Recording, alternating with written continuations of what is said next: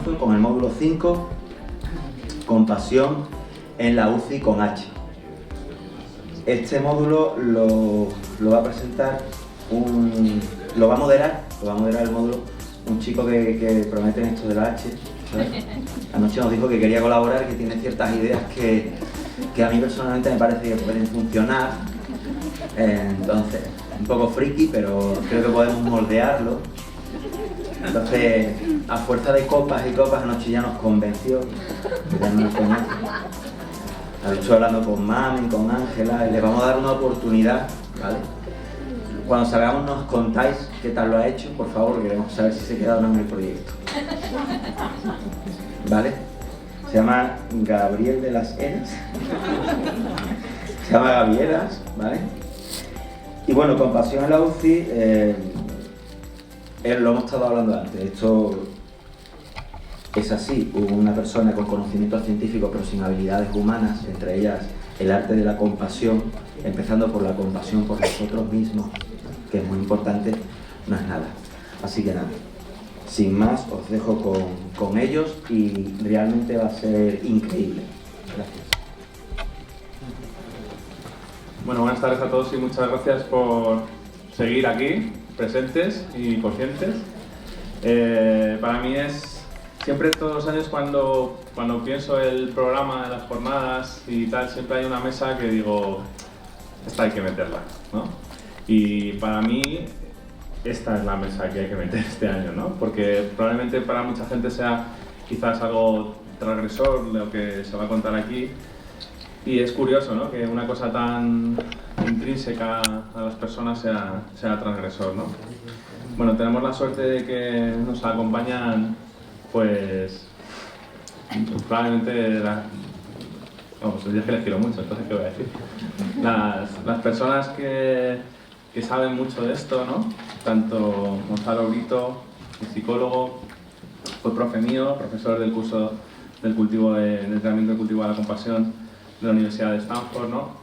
La mesa va a ser un poco atípica, vamos a dejar que Gonzalo hable y después le podréis hacer vuestras preguntas porque rápidamente tiene que ir a impartir un curso del cultivo de la compasión online y se tiene que ir, ¿no? Luego seguirá la visión de la enfermería por parte de Elena Lorente. Elena ha venido desde Escocia para dar esta charla, con lo cual, bueno, Gonzalo es de Chile. Y ¿qué voy a decir del gamberro mayor del reino? De Enric Benito, que viene del Palma de Mallorca, ¿no? Y va a dar la UCI desde una mirada compasiva aterrizado a la tierra, ¿no? En esta mesa hay mucha conciencia y yo soy el único inconsciente, con lo cual les voy a dar paso ya y espero que disfrutéis porque esta es la mesa, claro, la modelo yo que voy a decir, pero esta es la mesa más inspiradora probablemente del Congreso. Así que ahí va. ¿Se escucha? ¿Sí?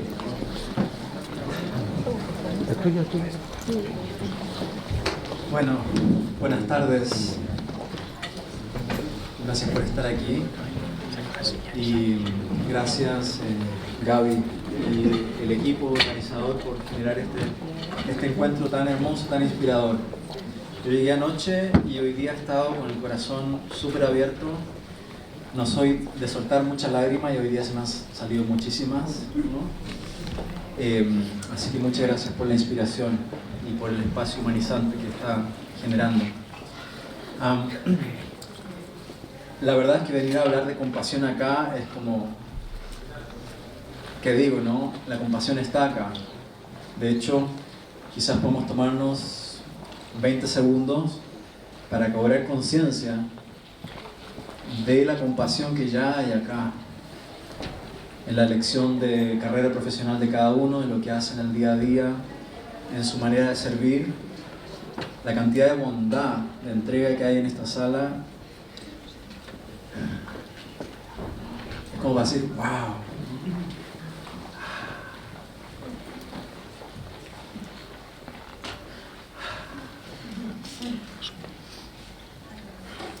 Y necesitamos hacer eso, necesitamos parar y decir, porque tenemos un sistema nervioso tal que la información en torno al peligro es más saliente para nuestra atención. Tenemos un sesgo negativo. Mi amigo, el neuropsicólogo Rick Hanson, dice que el cerebro humano es como teflón para lo positivo y como velcro para lo negativo, ¿no? Se te queda pegado mucho más a tu atención y a tu conciencia lo que no funciona que lo que sí funciona. Entonces ver toda esta gente y un proyecto UCI rodando es como para decir, y eso es como absorber lo bueno y queda anclado como un recurso. Así que ojalá que esta experiencia de estar juntos quede anclado como un recurso por mucho tiempo. Como decía Pepa recién hablando, ella espera que este encuentro le nutra por los próximos 3 años, ¿no? En su trabajo en UCI pediátrica. Así que, bueno, encantado de estar acá. Parte de lo que voy a estar compartiendo tiene que ver con el entrenamiento en el cultivo de la compasión, que es un entrenamiento que fue desarrollado originalmente en el Center for Compassion and Altruism Research and Education de Stanford, el Centro de Investigación y Educación en la Compasión y el Altruismo de la Universidad de Stanford, que se creó desde la inspiración del Dalai Lama hace unos 7-8 años, pensando en un espacio donde poder cultivar en un lenguaje completamente secular y apoyado por la investigación científica, cualidades como la presencia, la empatía y la compasión y el altruismo. Entonces ese centro ya existe, van a ser unos 8 años y bueno, yo tuve la suerte de estar allá haciendo mi doctorado cuando surgió este centro y cuando tenía que elegir tema, elegí la compasión y llevo zambullido en esas aguas varios años, ¿no? Empecé a meditar hace unos 20 años, que tiene que ver un poco con la meditación, y voy a hablar un poquito de la meditación, pero me encontré con la compasión hace unos 7-8 años y mientras más la exploro, más profunda se vuelve. Entonces, me gustaría compartir con ustedes algunas ideas, algunos conceptos que puedan ser útiles como para tener como algunas agarraderas conceptuales para entender qué es lo que podemos cultivar cuando decimos vamos a desarrollar la compasión. Todos coincidimos en que la compasión es importante, pero no todos coincidimos en cómo se hace eso. Entonces es como el tipo de cosas que quedan en el papel. Todos tienen que ser compasivos, ¿ok? ¿Cómo se entrena eso?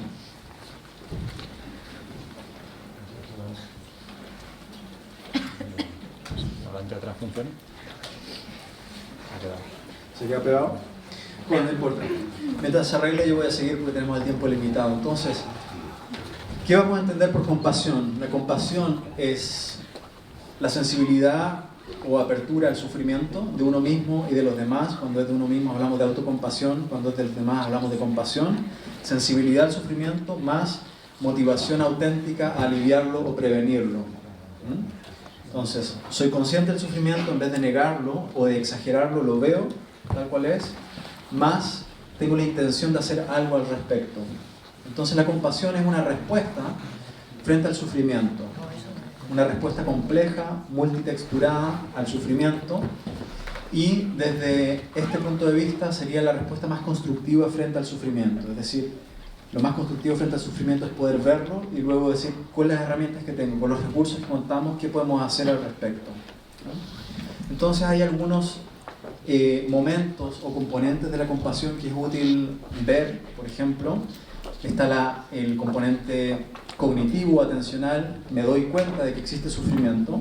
Está el componente afectivo, hay una resonancia que me dice este sufrimiento tiene una valía afectiva, tiene alguna importancia, es relevante, y eso me puede eventualmente movilizar a desarrollar la intención. El componente intencional de la compasión es ojalá que este sufrimiento tenga alivio, ojalá que este sufrimiento tenga prevención. Y eventualmente, desde la conciencia, lo cognitivo, desde lo afectivo, la resonancia empática, la intención de hacer algo al respecto, puede surgir la motivación y la acción. Es decir, cómo voy a movilizar mis propios recursos para hacer algo respecto a este sufrimiento que percibo. Y la compasión no necesariamente es algo reactivo, algo inmediato, sino que es algo que puede generar acciones a largo plazo. Yo puedo ser consciente de un sufrimiento y movilizar mi existencia completa, mi biografía, para estudiar en profundidad cierto tema, para hacer una elección profesional o lo que sea que haga falta para encaminarme a aliviar o prevenir cierto sufrimiento. Entonces, eso es lo que vamos a entender por compasión. ¿no? Sensibilidad al sufrimiento más intención de aliviarlo. Entonces es muy importante también recalcar que la compasión no es derecho privado de ninguna religión en particular, sino que es una capacidad humana de relacionarnos constructivamente con el sufrimiento. Y se puede ser perfectamente un ateo, ¿no? O un existencialista, o lo que sea, o un buen cristiano, un buen budista, un buen hindú, y tener esta disposición empática y compasiva, o ser todo ello y no tenerla. Se puede ser muy religioso sin tener compasión realmente. Entonces distinguimos también compasión de lástima. La lástima es una disposición que se le parece o suena como la compasión, pero es radicalmente opuesta. En la lástima, el otro está más abajo, hay un diferencial de poder donde yo me posiciono como alguien que da, que entrega, que va a salvar a otro. Cuando uno se posiciona como el salvador, tenemos dos problemas, ¿no? Un problema es que al otro no le ayuda a desarrollar los recursos que necesita para ayudarse a sí mismo a largo plazo, y yo me sobrecargo con la responsabilidad de sostener a otros. Y eso es parte del problema del burnout o del desgaste por empatía. El asumir que el bienestar de otro depende principalmente de mí. Entonces, esto es interesante, cuando hacemos el entrenamiento de la compasión, la gente a veces aprende a decir más frecuentemente que no. Uno de los resultados de investigación que tuvimos en Chile con la gente que cultiva la compasión en su vida es que se vuelve más efectiva en poner límites. Entonces, con esto quiero traspasar la idea de que ser compasivo no implica decirle que sí a todo el mundo, o dar más abrazos, o sonreírle a todo el mundo, porque la característica fundamental de la compasión no es la blandura, no es ser blando, ni siquiera va de ser bueno, entre comillas, sino que de ser pragmático, de cómo relacionarnos con el sufrimiento que existe de la manera más constructiva posible, como lo decíamos antes. Y eso muchas veces implica ser firme, ¿no? Ser contundente en las respuestas, que no es lo mismo que violento, pero sí poner un límite. De hecho, una de las cosas que mejor podemos ofrecer a veces es un límite certero, cuando es por compasión. O sea, ser compasivo con mi tío, que es adicto, no implica ser indulgente con su adicción, ¿cierto?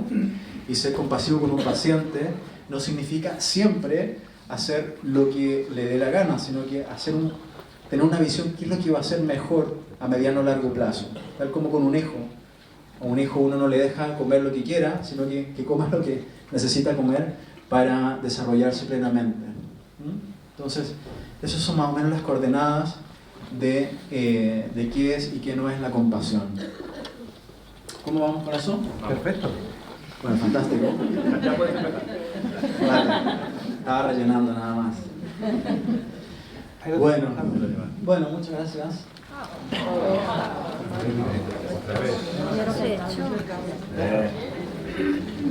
Bueno, esto ya lo dije, los componentes de la compasión. Bueno, esto lo voy a decir también. La compasión viene en 3 sabores, en 3 flujos en realidad. Usualmente cuando pensamos en compasión es cómo ser compasivo con el paciente, por ejemplo. Ese es un tercio de la historia. Hay otros 2 tercios que son muy importantes. La autocompasión, que no es sentir lástima por uno mismo, sino que es cómo me puedo relacionar con mis propias dificultades y sufrimientos de una manera también constructiva, en vez de hacer lo que muchos hacemos, que es darnos patadas en el suelo cuando las cosas no nos salen como queríamos. Muchos de nosotros dedicamos gran tiempo y energía al servicio de otros y llevamos adentro un tremendo autocrítico, ¿no? Entonces, en el entrenamiento en compasión dedicamos bastante tiempo a trabajar con ese autocrítico y poder establecer un clima interno de cierta amistad y amabilidad con uno, porque es eso a la larga lo que uno le puede ofrecer al otro, no solamente al otro paciente, sino que al otro pareja, al otro hijo, al otro quien sea que se encuentre. La relación con un otro en algún punto va a ser el reflejo del tipo de relación que cultives contigo mismo. Entonces ese es otro sabor de la compasión, otro flujo. Y el tercero es compasión desde los otros. Muchos de nosotros estamos acostumbrados a dar y poco acostumbrados a pedir o a recibir. Entonces cuando hablamos de cultivo de la compasión implica también conectarnos con cuáles son nuestras necesidades y ser efectivos en pedirle a los amigos, a los colegas que me apoyen. Entonces, piensa en esto como un trípode donde cada pie sustenta a los otros dos. Si te falla la autocompasión, se empiezan a caer los otros. Si te falla el recibir de otros, te va a fallar la autocompasión. Y así, ¿no? Entonces, los que trabajamos en salud, en profesiones de servicio, estamos unifocalizados en el dar. Pero si solamente damos, esto es poco sostenible. Entonces, ¿por qué debe importarnos? Aquí hay algunos datos, no voy a ahondar mucho, pero quienes trabajan en medicina, en enfermería, muchos están bastante quemados, ¿no? Muchos están con síntomas depresivos, estrés, etc. Estos son datos de Estados Unidos, pero me imagino que serán aplicables a la realidad de acá. Casi un 60% de los profesionales con menos de 5 años de ejercitar la profesión tienen síntomas depresivos. Burnout, la mitad de los médicos. Voy a saltar algunas cosillas. Simplemente decir que trabajar en la UCI es como estar en un campo de combate, ¿no? En términos del impacto psicofisiológico que tiene estar enfrentando el sufrimiento y las situaciones de vida o muerte que viven los pacientes, ¿no? Esto implica estar expuesto constantemente al estrés, la regulación emocional se vuelve difícil, puede afectar la memoria de trabajo y los que están ahí pueden sufrir lo que se llama la traumatización vicaria, es decir, que el sufrimiento que ves constantemente a los demás puede convertirse por resonancia empática en tu propio sufrimiento.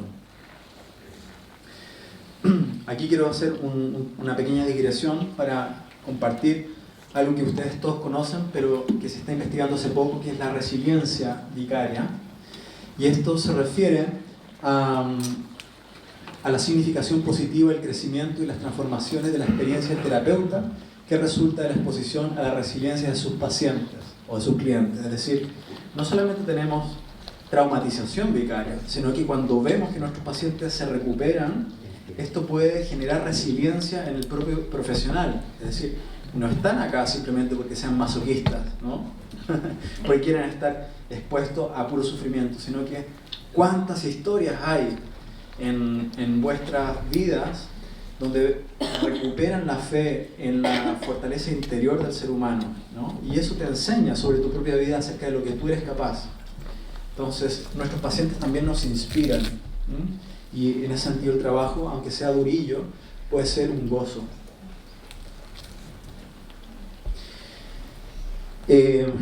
La empatía se entiende como algo muy importante en los profesionales de la salud. Sin embargo, se han hecho estudios, aquí hay un metaanálisis que muestra que en muchos lugares el mismo proceso de entrenarse como médico va disminuyendo tu empatía. Eso es bastante curioso, que tú entras a la escuela de medicina con una ilusión de servir, de cuidar, y te vas volviendo cada vez más cínico, ¿no? En la formación. Muchas veces por el modelo que te dan algunos mentores, a veces por las presiones absurdas de un sistema que te empuja a una deshumanización por la carga asistencial diaria, etcétera, por las metas anuales, etcétera, ¿no?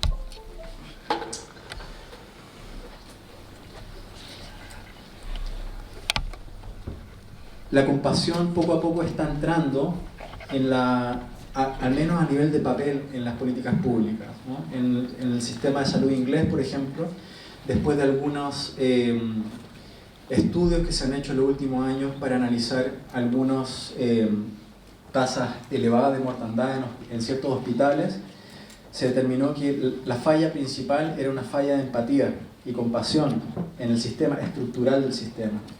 Y se han establecido planes a nivel nacional que dicen,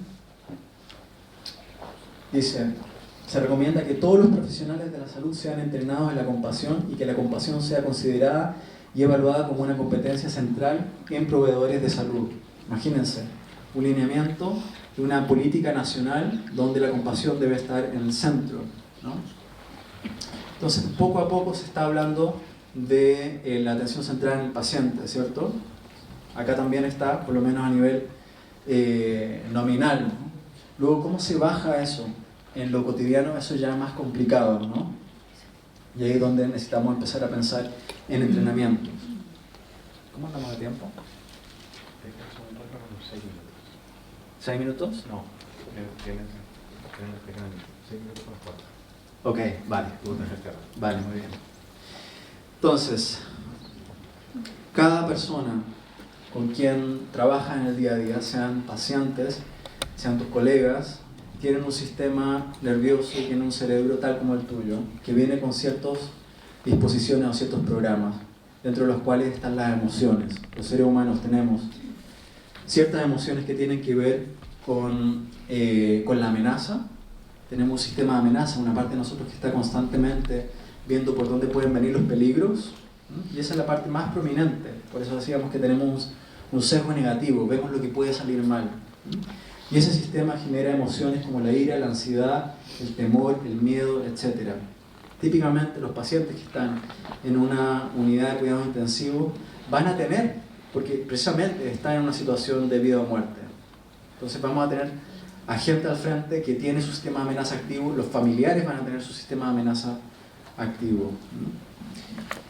Tenemos otro sistema de regulación emocional que está focalizado en los logros, en conseguir cosas, en lograr cosas, y ese sistema genera emociones como el entusiasmo o la alegría, ¿no? El subidón, ¿no? Sentirnos como wow, ¿no? Cuando gana tu equipo de fútbol, cuando te juntas con tu gente de la UCI y te tomas una cerveza en la noche, etc. Es la activación del sistema de logro. Pero luego hay un tercer sistema que surge con los mamíferos, se amplifica con los primates y se desarrolla enormemente con los humanos, que es el sistema de calma y afiliación. El sistema de calma y afiliación es un sistema de regulación emocional que produce la emoción de sentirte seguro y en paz. Y este sistema se activa cuando estás con gente con quien te sientes como en resonancia, hablando de música, ¿no? En la UCI, cuando te sientes resonante, cuando te sientes visto, hablando de que te miren a los ojos cuando te asean, por ejemplo, cuando sientes que la voz del otro no es amenazante, cuando te sientes visto y querido, básicamente. Entonces, acá tenemos la fisiología del estrés, adrenalina, cortisol, etc. Por acá tenemos toda la fisiología de la recompensa, los circuitos de la dopamina, etc. Y por acá tenemos el sistema parasimpático, la oxitocina, tenemos el nervio vago, tenemos la regulación emocional desde la calma. Entonces, cuando hablamos de la compasión, pensamos mucho en el cuerpo del paciente, ¿cierto? Se hablaba mucho del cuerpo del paciente acá. Pero es muy importante hablar del cuerpo del profesional de la salud. Nuestro cuerpo es muy importante, porque casi todo lo comunicas no por lo que dices, sino por cómo lo dices. Por tu corporalidad, por la modulación que haces de tu voz, por el ritmo de tu respiración. Eso de que contaba Pachi, ¿no? De tocar la guitarra y acompasarse con el ritmo de la respiración del paciente, o incluso encontrar la regulación del ritmo cardíaco, creo que lo contó Iñaki fue. En realidad lo que estamos haciendo es estimular, sabiéndolo o no, el sistema de calma en el paciente. Cuando el paciente tiene su fisiología en verde, en vez de estar en rojo, está en la situación más óptima para recuperarse lo antes posible. Y cuando el terapeuta, cuando el médico, cuando la enfermera, cuando el psicólogo es capaz de autorregular su sensación de amenaza, o si no está obsesionado con una sensación de logro, sino que puede estar en paz en su cuerpo, respirar conscientemente, utilizar una facialidad, un tono de voz que evoca calma, él mismo también está sacando de sí sus mejores recursos cognitivos, ¿no? Aquí quiero hacer también énfasis en algo que se discutió ayer. Hay una falsa dicotomía entre ser un buen psicólogo, un buen médico y tener habilidades sociales o comunicacionales. En realidad no hay una cosa sin la otra, ¿no? O sea, al paciente le va a importar cuánto sabes una vez que sepa cuánto le importas, ¿no? O sea, cuando sentimos que cuando como paciente siento que te importo, como mi médico o como mi enfermera, ahí sí me va a importar cuánto sabes, ¿no? Pero no son como dos cosas disociables. ¿Por qué? Porque si me siento amenazado por la manera en que me tratas, aunque seas excelente, va a estar activando mi sistema de amenaza, desde el cual es muy difícil que me pueda recuperar en el menor tiempo posible o de la mejor manera posible. Entonces, ok, 5 minutos. Entonces, quizás, yendo un poco al punto, cuando hablamos de compasión, estamos hablando de ir un paso más allá de la empatía. La empatía es la resonancia afectiva y el poder imaginarme cómo sería estar en tus zapatos. Y eso es muy, muy importante. Pero la compasión es decir, ojalá que estés bien. Ese deseo de aliviar el sufrimiento activa otro tipo de fisiología en el cuerpo. De hecho, creo que tengo alguna lámina por aquí, si me dan un poco de paciencia.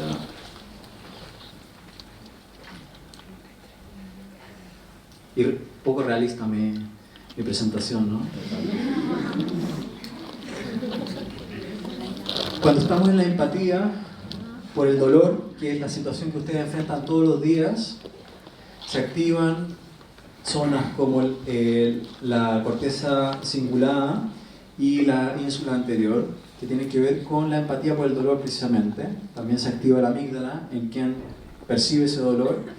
Si te quedas solamente en la empatía y estás empatizando todos los días por muchos años, caes en el contagio emocional y en el distrés empático, lo que es la fatiga por empatía. Algunos han escrito sobre fatiga de compasión, pero en realidad eso no existe. Pues la compasión, la verdadera compasión, no es un estado que fatigue, sino que genera recursos.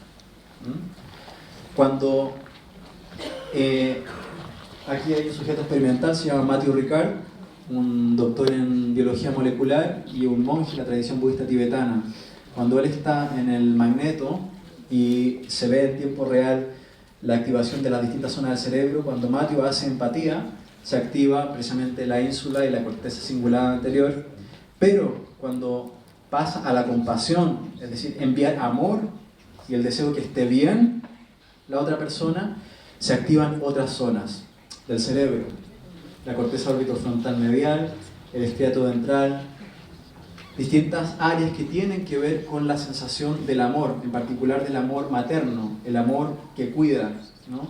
Y ese amor que ustedes lo reconocen en vuestra experiencia con sus pacientes, cuando surge ese amor, no es desgaste, es precisamente energía.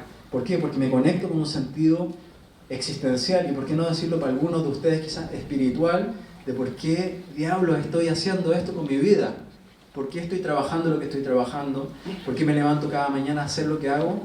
Es porque es un lenguaje que encontró el amor a través de tu persona. Muchas gracias.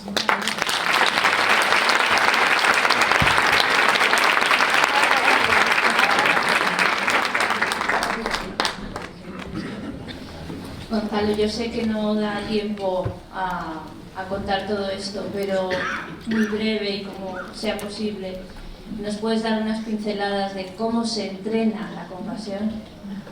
Vale, gracias. Voy a responder desde el contexto del entrenamiento en el cultivo de la compasión, que es lo que tengo más a la mano. En el entrenamiento de la compasión es un entrenamiento de 8 semanas, donde se combinan prácticas meditativas con ejercicios relacionales. Y también se utilizan aspectos desde la investigación, desde la ciencia, en empatía, compasión y altruismo. Cuando hablamos de meditación no hablamos de algo de otro mundo o de algo místico. Meditación, literalmente, es la traducción de un término que es bhavana, que significa cultivo. Cuando uno medita, lo que uno hace es poner su sistema, su cuerpo-mente, orientándolo en una dirección que uno desea cultivar en su vida. Entonces, cuando hago meditación en compasión y estoy, por ejemplo, imaginando a un ser querido o a un paciente, imaginando que envío el deseo que sea feliz, que esté libre del sufrimiento, que tenga paz y alegría, que tenga salud y bienestar, y me imagino enviando eso, no es porque estoy esperando que cuando abra los ojos vaya y encuentre una respuesta mágica, sino que lo que hago durante esa media hora que medito cada día, estoy entrenando mi sistema nervioso de tal manera que cuando salgo del cojín de meditación y salgo al mundo, mi disposición es más empática y compasiva. De hecho, todo el mundo está meditando todo el tiempo. El tema es si eres consciente de sobre qué estás meditando y si hay una intención en qué dirección estás direccionando tu sistema nervioso. Si tú te enojas 5 horas al día, te vuelves un maestro del enojo, ¿no? Tu cerebro, tu mente sabe hacer el enojo así. Si tú estás teniendo pensamientos celotípicos varias horas al día, te vuelves un maestro de los celos, porque tu sistema nervioso sabe hacer los celos muy bien. Entonces, cuando decimos meditar, es orientar intencionalmente mi sistema en una dirección que sea constructiva para mí y que me lleve a tener conductas más prosociales con los otros. Y ahí está el amor y la compasión. Entonces, en el contexto del entrenamiento, hacemos meditaciones guiadas, prácticas relacionales en nuestras reuniones semanales, pero que después la gente aplica en su vida diaria, en su trabajo, en su familia, etc. Y partimos por una base de mindfulness, aprender a llevar la atención al momento presente. Luego dedicamos una semana a tocar la semilla de la compasión, que es el amor y la compasión hacia un ser querido. Luego dedicamos un par de semanas al amor y la compasión hacia la persona más difícil que conocemos, que es nosotros mismos. Dedicamos 2 semanas de trabajo con nosotros, porque muchos de nosotros tenemos una relación muy difícil con nosotros mismos. Y luego empezamos a ampliar el círculo de la compasión, partiendo por las personas neutras, aquellas que conozco pero que no me caen ni bien ni mal. Luego vamos ampliando hacia las personas difíciles, cómo es desarrollar amor y compasión hacia las personas que considero mis enemigas y por qué eso podría tener sentido. ¿Quién se beneficia de desarrollar cierta empatía y compasión hacia las personas difíciles? Y el programa termina ampliando la compasión hacia todos los seres y aterrizando el amor y la compasión a gestos cotidianos, ¿no? Y al final se enseña una meditación integrada que la gente se lleva como una práctica diaria si desea mantenerla en su vida. Así que eso es más o menos. Gracias.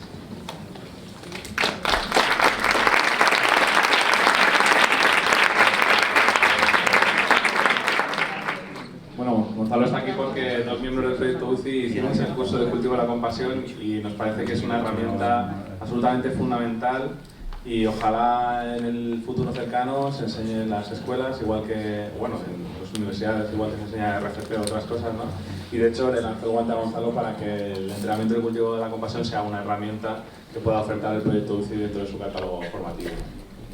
Muchas gracias. Gracias.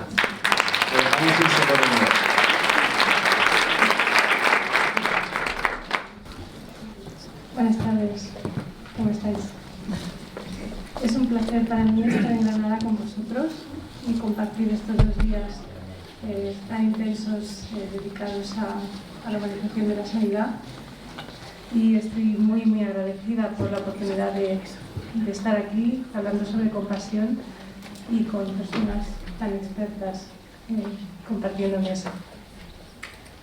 Que a diferencia de mis compañeros, yo no soy experta en compasión. Lo que sí que soy es una enamorada del poder transformador que tiene el cuidado amoroso y compasivo, que cada día me maravilla y que a menudo me lleva hasta las lágrimas. Y para mí es la energía que me impulsa a cuidar con amor y con alma. Me gustaría empezar con una pregunta para vosotros. Y si os habéis fijado alguna vez en qué parte del cuerpo sentimos la compasión. Cuando el sufrimiento, cuando el dolor de la persona nos toca, ¿dónde se activa el resorte compasivo? ¿En la cabeza? No. Aquí en la zona abdominal, en la lumbar, casi que nos da risa, ¿verdad?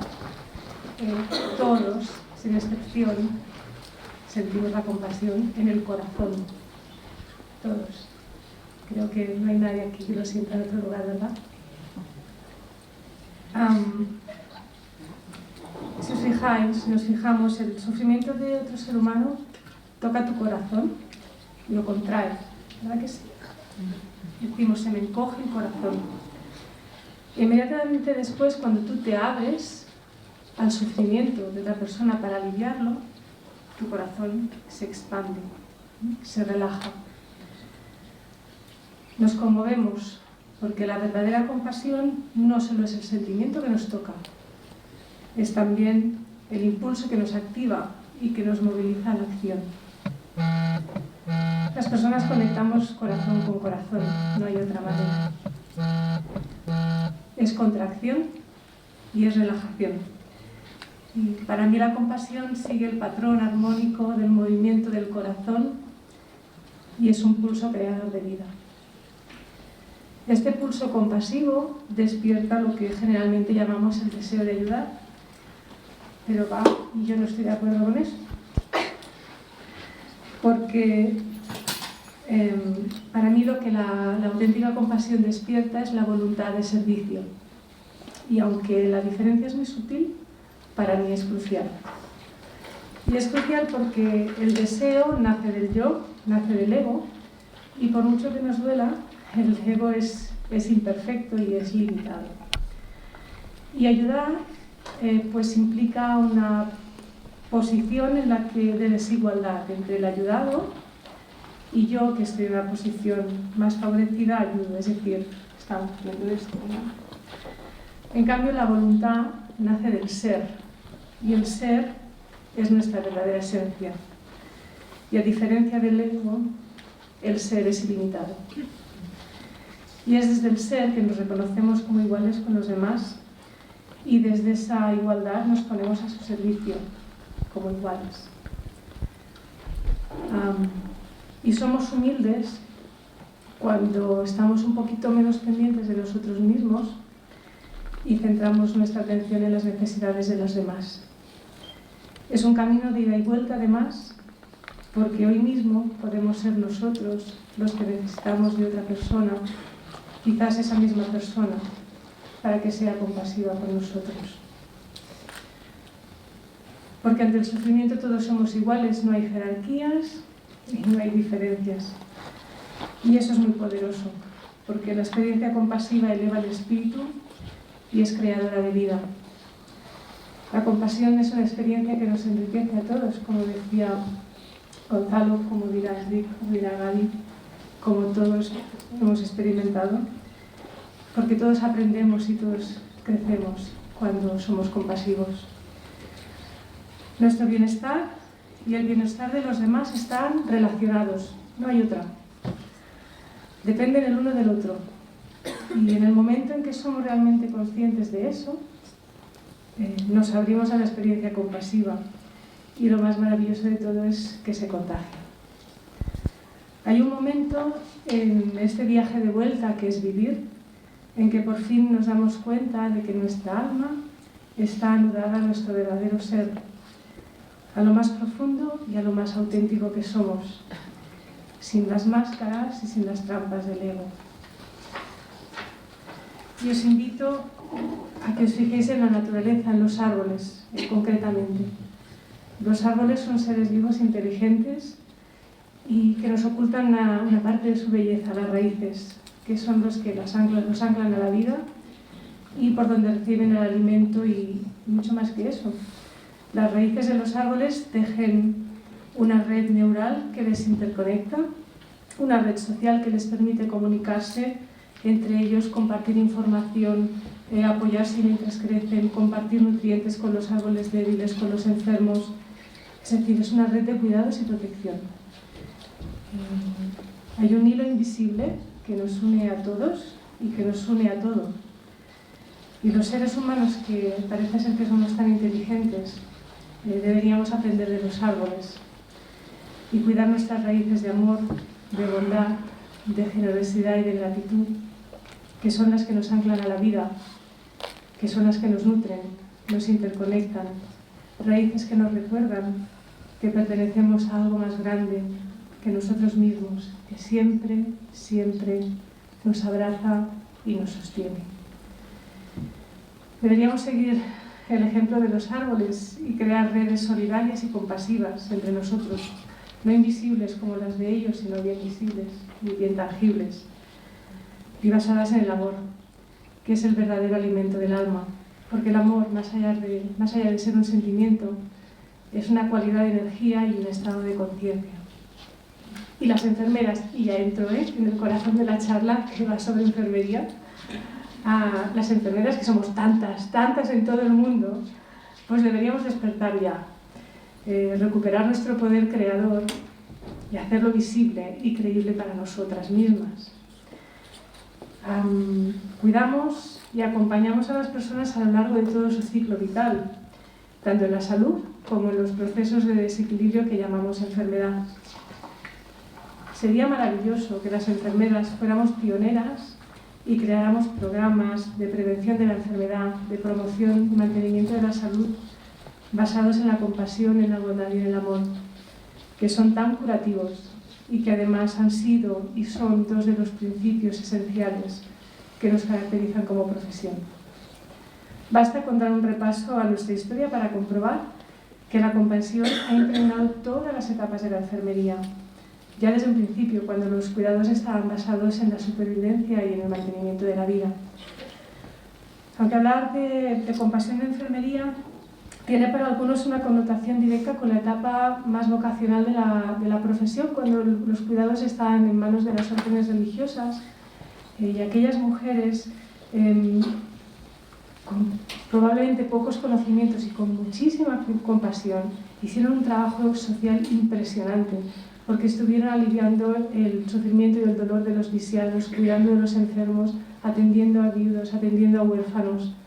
Y esto nos suena muy lejano, a no ser que miremos un poquito más allá de nuestra realidad inmediata y nos fijemos en los refugiados. El año pasado tuve la suerte de hablar sobre enfermería integrativa, mencioné los refugiados, y este año, con todo el dolor del mundo, tengo que volver a mencionarlos porque seguimos igual.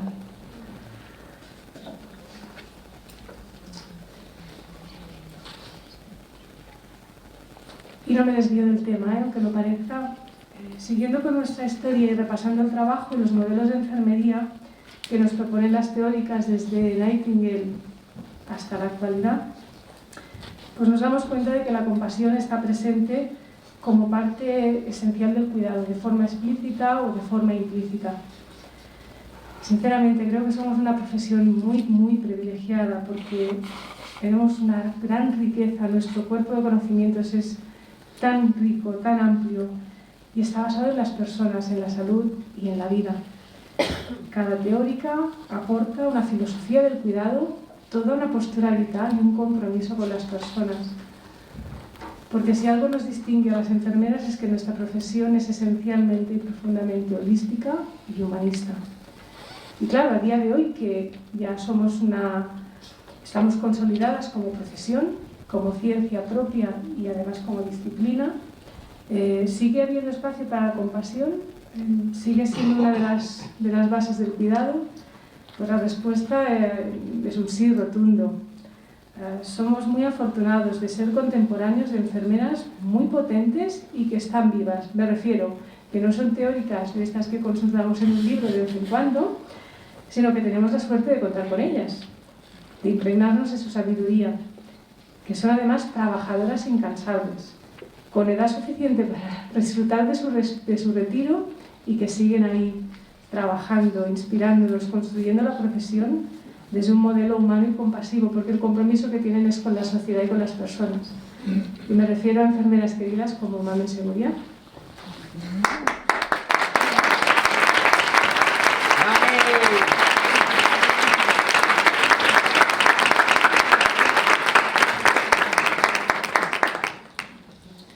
Me refiero también a Montserrat Teixidó en Barcelona,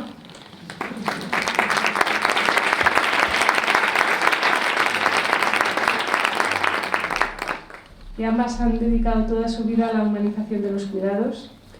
Y me refiero también a Rosette Poletti y a Jean Watson, que como bien sabéis ya lleva años liderando el cambio de paradigma en los cuidados enfermeros, siendo la compasión el núcleo de su modelo enfermero. La esencia de la teoría del cuidado humanizado que propone Watson radica en lo que ella llama los momentos del cuidado, y a mí me parece maravilloso. Porque hablar de cuidar y del cuidado es muy amplio, es muy extenso. ¿Cómo lo abarcamos? Pero cuando hablamos de los momentos del cuidado, ahí es diferente. Porque eso nos permite desgranar cada intervención, analizarla en profundidad, estudiar qué ocurre cada vez que una persona se relaciona con otra persona, lo que llamamos un paciente.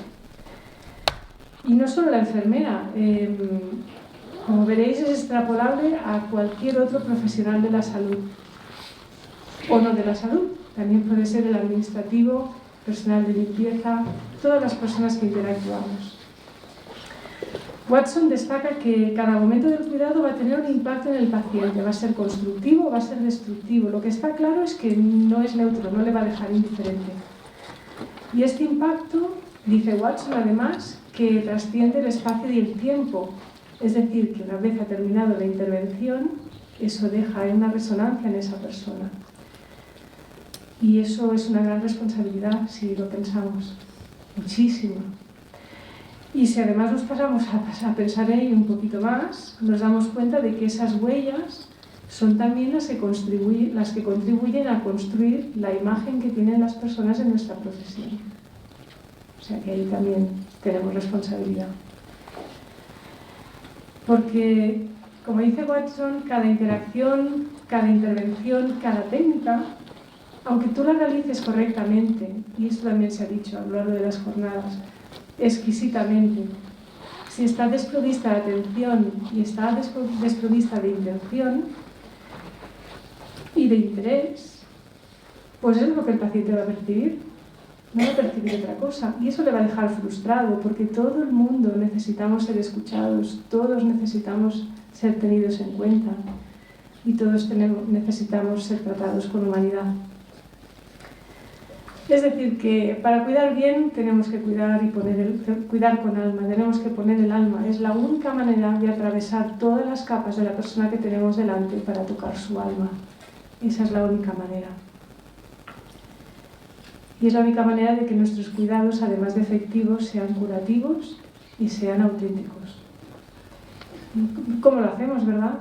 Porque esto es bonito de decir, pero ¿cómo lo hacemos para que cuando nos relacionamos con otras personas sea inspirador, les motive, les toque el alma? Y no solo con los pacientes, también con los familiares, con nuestros compañeros, con el resto del equipo, con todos los profesionales y personal que nos cruzamos a lo largo del día en nuestro centro de trabajo. Pues aquí viene lo importante. Watson nos dice que tenemos que cultivar la conciencia, la presencia, la intención y la compasión para conectar con las personas, para relacionarnos con ellas y para cuidar.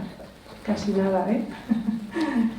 Y dice además, y muy importante para las enfermeras, que necesitamos explicar lo que hacemos y cómo lo hacemos cuando cuidamos de manera amorosa y compasiva, porque si no somos capaces de explicarlo, pues simplemente deja de tener valor, no se tiene en cuenta, o queda en la anécdota. Es que las enfermeras son tan majas, son tan amables. ¿Cómo? Y para que se preste atención a lo que el cuidado humanizado implica y hacerlo visible, necesitamos un lenguaje propio y universal para registrar lo que hacemos, cómo lo hacemos e investigar. Y esto es responsabilidad de todas, tanto de las enfermeras asistenciales como de las enfermeras docentes, de las investigadoras y de las gestoras, que sois las que podéis implementar los cambios, o al menos las decisiones que se toman, que se lleven a cabo. Porque es que además son los pacientes, son las personas las que destacan que lo importante, cuando fueron pacientes, cuando recibieron cuidados, lo que destacan fue la bondad y la compasión que recibieron por parte de su enfermera y la relación de confianza con ella. O sea, eso es lo que ellos están priorizando. Al menos es lo que se desprende de los estudios más recientes que Watson ha realizado en hospitales de Estados Unidos y del resto del mundo. Si además somos capaces de explicarlo en términos de mejora en los resultados de salud de la población, pues probablemente estamos más cerca de conseguir una gestión más humana y más justa. A veces no nos damos cuenta de que estamos demasiado centrados en el hacer y muy poco en el ser y muy poco en el estar. Y muchas veces la acción más compasiva tiene que ver con el ser y con el estar que con el hacer. Así que todos los implicados en los cuidados necesitamos tomar conciencia y empezar por el principio, acogiendo a las personas que cuidamos con generosidad, con compromiso, aceptándolas incondicionalmente, es decir, sin juicios, sin prejuicios, respetando su voluntad, que nos cuesta tanto, y sencillamente amándoles. En esto consiste cuidar con alma, porque al final solo somos el recuerdo que dejamos en los demás, es tan simple como eso. Y este recuerdo tiene que ver con lo que somos y con lo que damos, y solo podemos dar lo que tenemos. Y eso lo vamos a dejar así a la improvisación.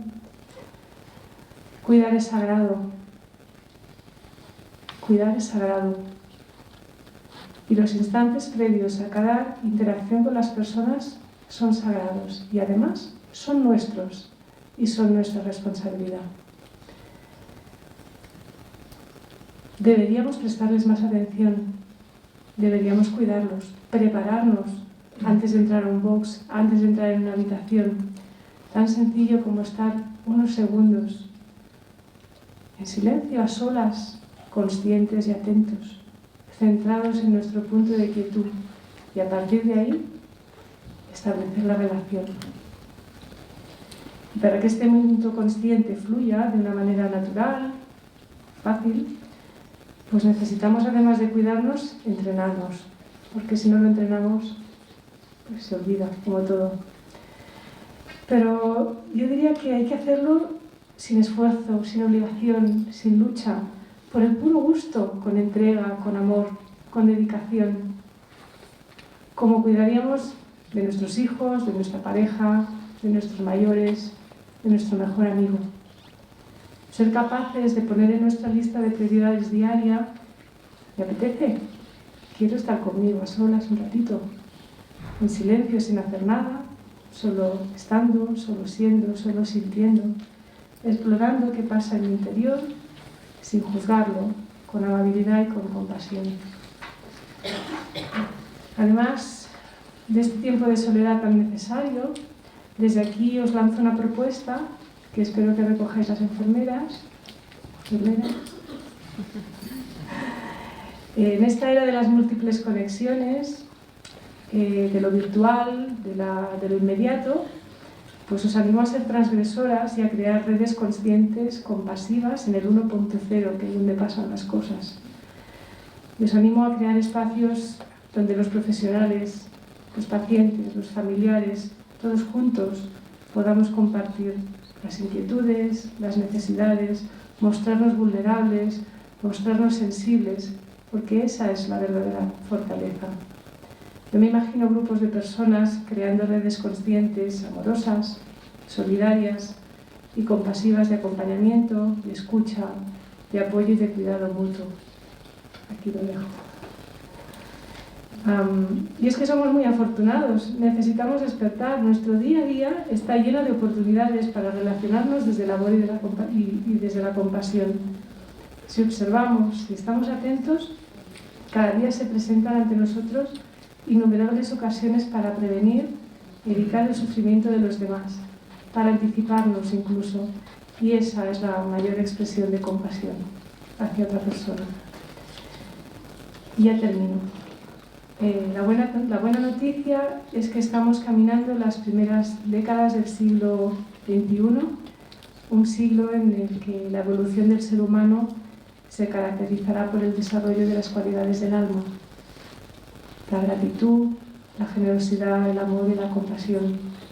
Un siglo que debería ser recordado por el desarrollo de la consciencia, por la cooperación y la convivencia respetuosa, en armonía y en comunión con todas las personas y con todos los seres vivos del planeta.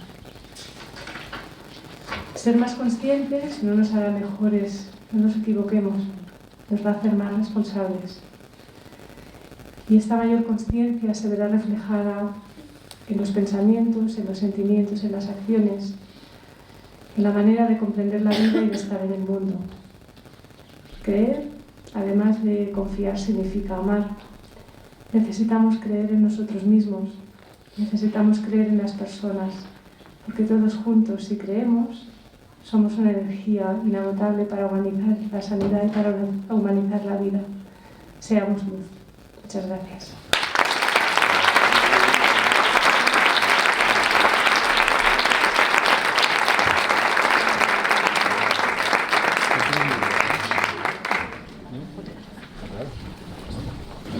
Buenas tardes. En primer lugar, quiero dar gracias por la oportunidad de estar aquí por segundo año.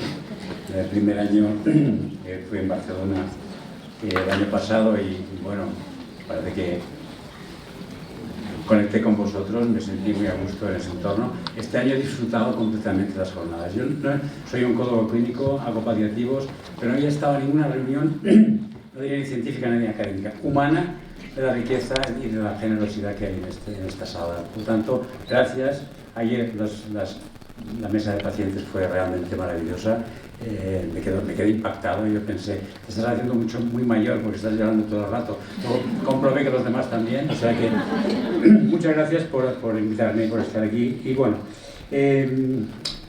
voy a compartir algo que he preparado y es por culpa o gracias a Gaby, que es el causante de toda esta bendita locura, ¿no? Y voy a empezar por deciros un poco dos cosas de paliativos que me gustaría, que ya sé que las sabéis, pero deciros, esa es la definición oficial de la Organización Mundial de la Salud sobre qué es cuidados paliativos. No es una especialidad, es una manera de atender, es algo que lo puede hacer cualquiera, los intensivistas, los médicos de familia, todos podemos hacer paliativos, pero fijaros lo que he subrayado, se basa en la atención a la calidad de vida del paciente y la familia, cuidado que aquí, que es la unidad a tratar, no es una enfermedad, ni siquiera es el enfermo, sino el paciente y la familia, en situaciones de amenaza para la vida, o sea, cuando la enfermedad es muy grave y además seguramente va a acabar mal la enfermedad, ¿no? La persona nunca acaba mal, pero la enfermedad acaba mal, a través de la prevención y el alivio del sufrimiento. Otra palabra impresionantemente importante para trabajar en ese entorno. Y si me da tiempo, intentar desmontar algunas de las mentiras que nos decimos nosotros mismos para ir trabajando en ese entorno, ¿no? Por ejemplo, una de las cosas que me dicen, no, en UCI la gente no sufre porque los tenemos sedados. Ayer hice una pregunta que me parece que quedó muy claro, que estar sedado no significa que no te enteres lo que está pasando. Por lo tanto, vamos a empezar a desmontar las mentiras que nos contamos, ¿no? Y bueno, fijaros esa parte de psicoemocional y espiritual. Esa es la parte más importante. Básicamente, las personas tenemos un cuerpo, es verdad que tenemos emociones, pero no somos un cuerpo ni somos emociones. Lo que somos, nuestra naturaleza esencial, y eso lo definimos en la SECPAL, en el grupo de espiritualidad de la SECPAL, que me cabe el honor de haberlo liderado durante años, es que somos seres espirituales. Nuestra naturaleza esencial es espiritual. No tenemos una dimensión espiritual, no tiene una dimensión somática, psicosocial. No, somos seres esencialmente espirituales. Nuestra conciencia, que por cierto, otra mentira, no está localizada en el cerebro, sino que está deslocalizada, es eterna, está fuera del tiempo. Y eso es lo que somos, y la muerte no existe. Esos son los parámetros fundamentales que yo he aprendido gracias a los mejores maestros que he tenido, que han sido mis pacientes. Esto yo sé que puede sonar raro, pero es lo que en el siglo XXI, como decía Elena estupendamente, que por cierto, entre paréntesis me he dicho antes a Gonzalo de mí, yo soy como, esto es como un sándwich, estoy en medio de otros dos, digo, pero tú eres el jamón del sándwich, porque lo ha hecho estupendamente, ¿no? Bien, entonces, fijaros, he traído esta diapositiva porque estos son los fundamentos de los cuidados paliativos, pero que podría ser los fundamentos de la humanización de la sanidad. Está tomado de una declaración de un papel europeo, y fijaros lo que dice. Básicamente, la dignidad del paciente es la fuente de respeto y cuidado. Empezamos por eso. Dignidad sería la palabra que daríamos a esa dimensión trascendente que todos tenemos, que nos hace ser objeto de cuidado, y tenemos que ser respetuosos con esta persona, porque tiene una dimensión que está más allá de su cuerpo, está más allá, incluso cuando está inconsciente, sigue siendo merecedor de dignidad. Por tanto, esta es la dignidad, que viene de Pico de la Mirandola, Kant, etcétera, etcétera, pero básicamente sería el reconocimiento de esa dimensión trascendente que tenemos todos y lo que nos hace merecedores de cuidado. Fijaros, la autonomía es fundamental. Nosotros no podemos tomar las decisiones del paciente, son suyas. Y las decisiones tienen que tomarse consensuadamente con el paciente. Esos son los fundamentos de la humanización en los cuidados paliativos. La relación entre el paciente, la familia y los profesionales tiene que ser honesta y deliberativa. No podemos imponer, no podemos forzar, no podemos presionar. Tenemos que llegar a consensos desde la simetría moral con el paciente y la familia. Esto puede ser así, ¿qué te parece así? ¿Cómo lo ves tú? La calidad de vida y el proceso de morir, fijaros que no es la enfermedad, el objeto que tendemos aquí exquisitamente es la calidad de esa persona y el proceso de morir. O sea, eso es el objetivo, que eso acabe bien, que vaya bien, ¿eh? Fijaros. Y el reconocimiento de la muerte como algo natural, algo que forma parte de la vida y es una oportunidad además de crecimiento personal. Eso no lo digo yo, ¿eh? Es un papel de Radbrook en el European Journal, pero básicamente nosotros vemos así la muerte. La muerte no es un fracaso, ni es un absurdo, ni es algo que haya que negar, sino es el cierre de una biografía que merece ser celebrada y que además hay que cuidar exquisitamente para que esta persona crea la oportunidad de sanación, de que la gente muera sana, muera íntegra, muera habiendo hecho aquello que ha venido a hacer y nosotros participar en ese proceso. Fijaros el trabajo tan interesante que hay en el entorno del borde del misterio, que es el final, lo que llamamos el final de la vida. Y bueno, fundamentalmente la herramienta fundamental para trabajar en este entorno es un equipo. Ningún médico, ningún profesional puede atribuirse la autoría de todo el trabajo. El trabajo tiene que ser en equipo. Bien, eso es de donde yo vengo. Entonces, ¿qué pasa aquí? Bueno, pues que Gaby un día se me invita a participar en la formación en la plataforma para hacer algún contenido y yo me planteo que no tengo ni idea de cómo funciona una UCI. En Barcelona vine ahí a improvisar unas preguntas y me di cuenta que había sido un poco serio porque no tengo ni idea. Entonces, este año ya, en enero, me he ido a Son Espases, me he puesto la bata, el hospital donde yo vivo en Mallorca, he ido a ver a Julio Velasco y a Celia, y ellos encantados de que un señor ya tan mayor y que en lugar de ir a dar de comer a los palomos se venía por aquí un rato con nosotros, ven, me acogieron, me dejaron en el despacho y yo les planteé un trabajo, un estudio para intentar entender cómo funcionan la gente de la UCI, ¿no? Y entonces la propuesta era la invitación de Gaby, por supuesto, y el propósito yo me planteé lo siguiente, me planteé que quería conocer cómo trabajáis, cuál es el paradigma compartido, cuáles son las normas no escritas con las que funciona esta tribu, ¿vale? Eso es un estudio etnográfico, se llama, fijaros. Y conocer cómo identificáis también las personas que son tributarias sensibles de atención paliativa, porque es verdad que mueren algunos pacientes en las UCIs y algunos que no mueren y salen también deberían poder ser cuidados porque les queda un recorrido que valdría la pena entrar ahí. Eso yo me interesaba esto y después también yo he trabajado mucho en el tema del burnout, del sufrimiento, la fatiga por compasión, el estrés de los profesionales. Me interesaba cómo viven los intensivistas la relación con el sufrimiento y la relación con el proceso de morir. Bien, entonces hice un estudio cual y descriptivo. Este que está en negrita es el que os voy a enseñar, el otro lo voy a presentar seguramente en Madrid el mes que viene, porque ahora no me daba tiempo ni vida para poder hacer tantas cosas. Yo os enseño un poco la parte de arriba, ¿no? ese modelo, ¿no? ¿Cómo lo planteé? Mira, dice, entrevista personal semiestructurada, confidencial y grabada, una muestra aleatoria, ya sabéis leer, ¿no? Pues eso es lo que hice. Bien, pues eso es lo que hice en el mes de enero. Entonces, ya os paso los resultados. He entrevistado 22 de las 23 personas, una enfermera se dijo que prefería que no entrevistáramos. La selección de las posibles entrevistas se hizo aleatoriamente. La entrevista me duraba unos 25 minutos. Tengo 9 horas y media grabadas de entrevistas. Os aseguro que sin financiación y sin secretaria me las he picado yo personalmente a Word, aprovechando mis vuelos a Argentina, en el vuelo que hay muchas horas de... Entonces, en fin, no es por darme mérito, pero anyway, esta es la muestra de la gente como estas 22 entrevistas. Bien, los resultados que os voy a enseñar. Bueno, el estudio intentaba identificar qué es lo que yo empezaba, como he hecho algunos cursos de entrevista clínica empezaba de buen rollo. Oye, ¿tú qué es lo que te hace estar bien aquí? ¿Qué es lo que te gusta más de intensivos, ¿no? Y a partir de aquí, pues ya establecimos una buena relación. Y después, a ver, dime qué cosas son difíciles para ti, en relación con los pacientes, con los familiares o con los compañeros de equipo o profesionales del hospital. Y después, ¿cómo llegan los pacientes de aquí? Porque he leído, evidentemente antes me había hecho un vaciado de bibliografía, hice un diseño de estudios, se lo pasé a Gaby, se lo pasé a Maricruz, se lo pasé a bastante gente para que me lo criticaran. Entonces, pero la estructura de la entrevista era esa, ¿no? Y me di cuenta que los cuidados de enfermería y del equipo, una vez que se ha diagnosticado el proceso de morir, son excelentes, está muy bien. Entonces ya no me metí por ahí, pero sí que me interesaba mucho ver cómo se hace ese diagnóstico. Bueno, os voy a enseñar una pequeña muestra, 2 gotas de cada tema, porque tengo un montón de entrevistas con un montón de afirmaciones, he seleccionado uno. ¿Qué es lo más difícil para nosotros? Para empezar, deciros que la satisfacción es enorme, la gente va a trabajar con ilusión, hay un grado de humanismo y de profesionalidad extraordinaria, o sea, no hay nadie que vaya a ir a trabajar de mala gana entre los que yo entrevisté. Bien, el fracaso terapéutico y el aprender a parar es una de las cosas que nos sale difícil. Esto, para que veáis un poco lo que me han contado son espacios, a lo mejor ahora no nos pasa, pero bueno. También me di cuenta que había situaciones específicas que curiosamente a cada profesional había unos que le tocaban más que a otros. Hay gente que era enfermo psiquiátrico, o las mujeres embarazadas, o los testigos de Jehová, o en fin, ya veis, ¿no? Y otro que me hizo gracia, que es que cuando el paciente se cronifica ya deja de ser interesante, ¿no? Es difícil, me cuesta mantener, ¿no? Bien, son lo que me cuentan los compañeros vuestros de Son Espases. En relación con los familiares, algunas cosas, ¿no?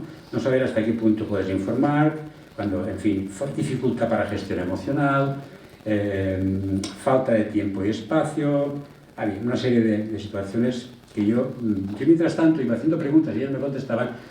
También quiero decir que todo el rato tenía puesta una mirada paliativista sobre eso, ¿no? Entonces, entendiendo, luego os diré un poco lo que yo he visto, que creo que podría cambiar muchísimo sin grandes inversiones el funcionamiento de las UCIs, si se aportara el modelo que os he propuesto al principio. Con los compañeros, mirad, he cortado muchas diapositivas para no alargarme, pero básicamente era eso, ¿no? A veces las decisiones las toman, no hay, en fin, algunas quejas. Había bastante gente que decía que no tenía ningún problema con los compañeros, también decirlo así, no os creáis que eso sea muy frecuente. Yo he traído lo que me han enseñado. Bien, en realidad las dificultades más gordas estaban con otros compañeros del hospital. Las guardias, de repente, me llaman, ¿no? Y fijaros lo que dicen aquí, ¿no? Ellos creen que, bueno, el enfermo tiene que ingresar en UCI porque aquí necesitamos que lo saquen, porque aquí no podemos más con él, ¿no? Entonces aquí hay un par de frases, la siguiente diapositiva, que lo cuadran, ¿no? Fijaros lo que dice este médico. Es muy frecuente que no haya información en la historia clínica. Y fijaros lo que dice. Lleva 3 años con un cáncer y no ha tenido tiempo de hablar. Y tengo que tomar yo la decisión a las 3 de la mañana. Eso no me parece correcto. Y me parece que tiene toda la razón del mundo. Eso no es un problema de la UCI, ¿eh? O sea, yo estoy identificando aquí problemas del hospital que impacten en la UCI. Porque claro, si a ti te llamas a la mañana y la familia no está informada del pronóstico y la enfermera, porque claro, el oncólogo no hace guardia de medicina interna, y el internista no conoce al enfermo, y a las 3 de la mañana le llaman porque el enfermo se pone mal.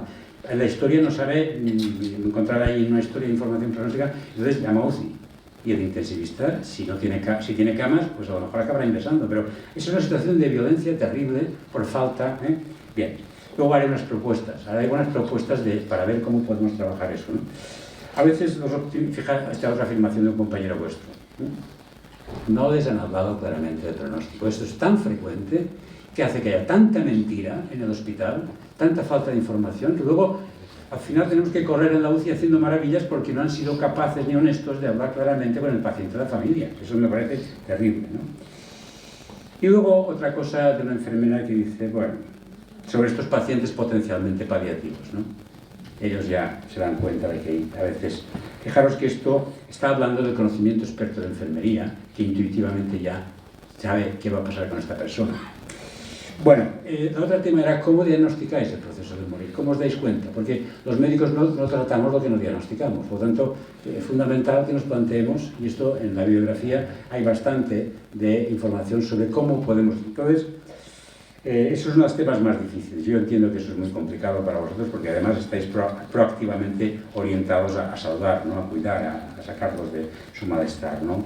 Pero bueno, hay algunas propuestas. Yo creo que aquí es una de las cosas más interesantes que se podría hacer en el futuro, sería herramientas humanas, no técnicas, ni basadas en parámetros bioquímicos, sino basadas, es decir, creo que aquí habría una posibilidad, luego lo comentaré en las conclusiones. Bien, fijaros, una cosa que he subrayado porque me ha impactado mucho, y supongo que no lo hacen en todas partes igual, pero...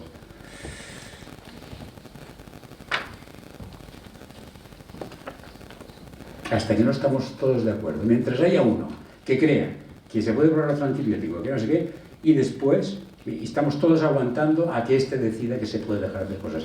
Y yo, esto no me parece bien. Supongo que si tuviera que estar en intensivos pensaría de otra manera, pero pienso como pienso. Un consenso de un 70% tiene que ser la aceptación del 100%.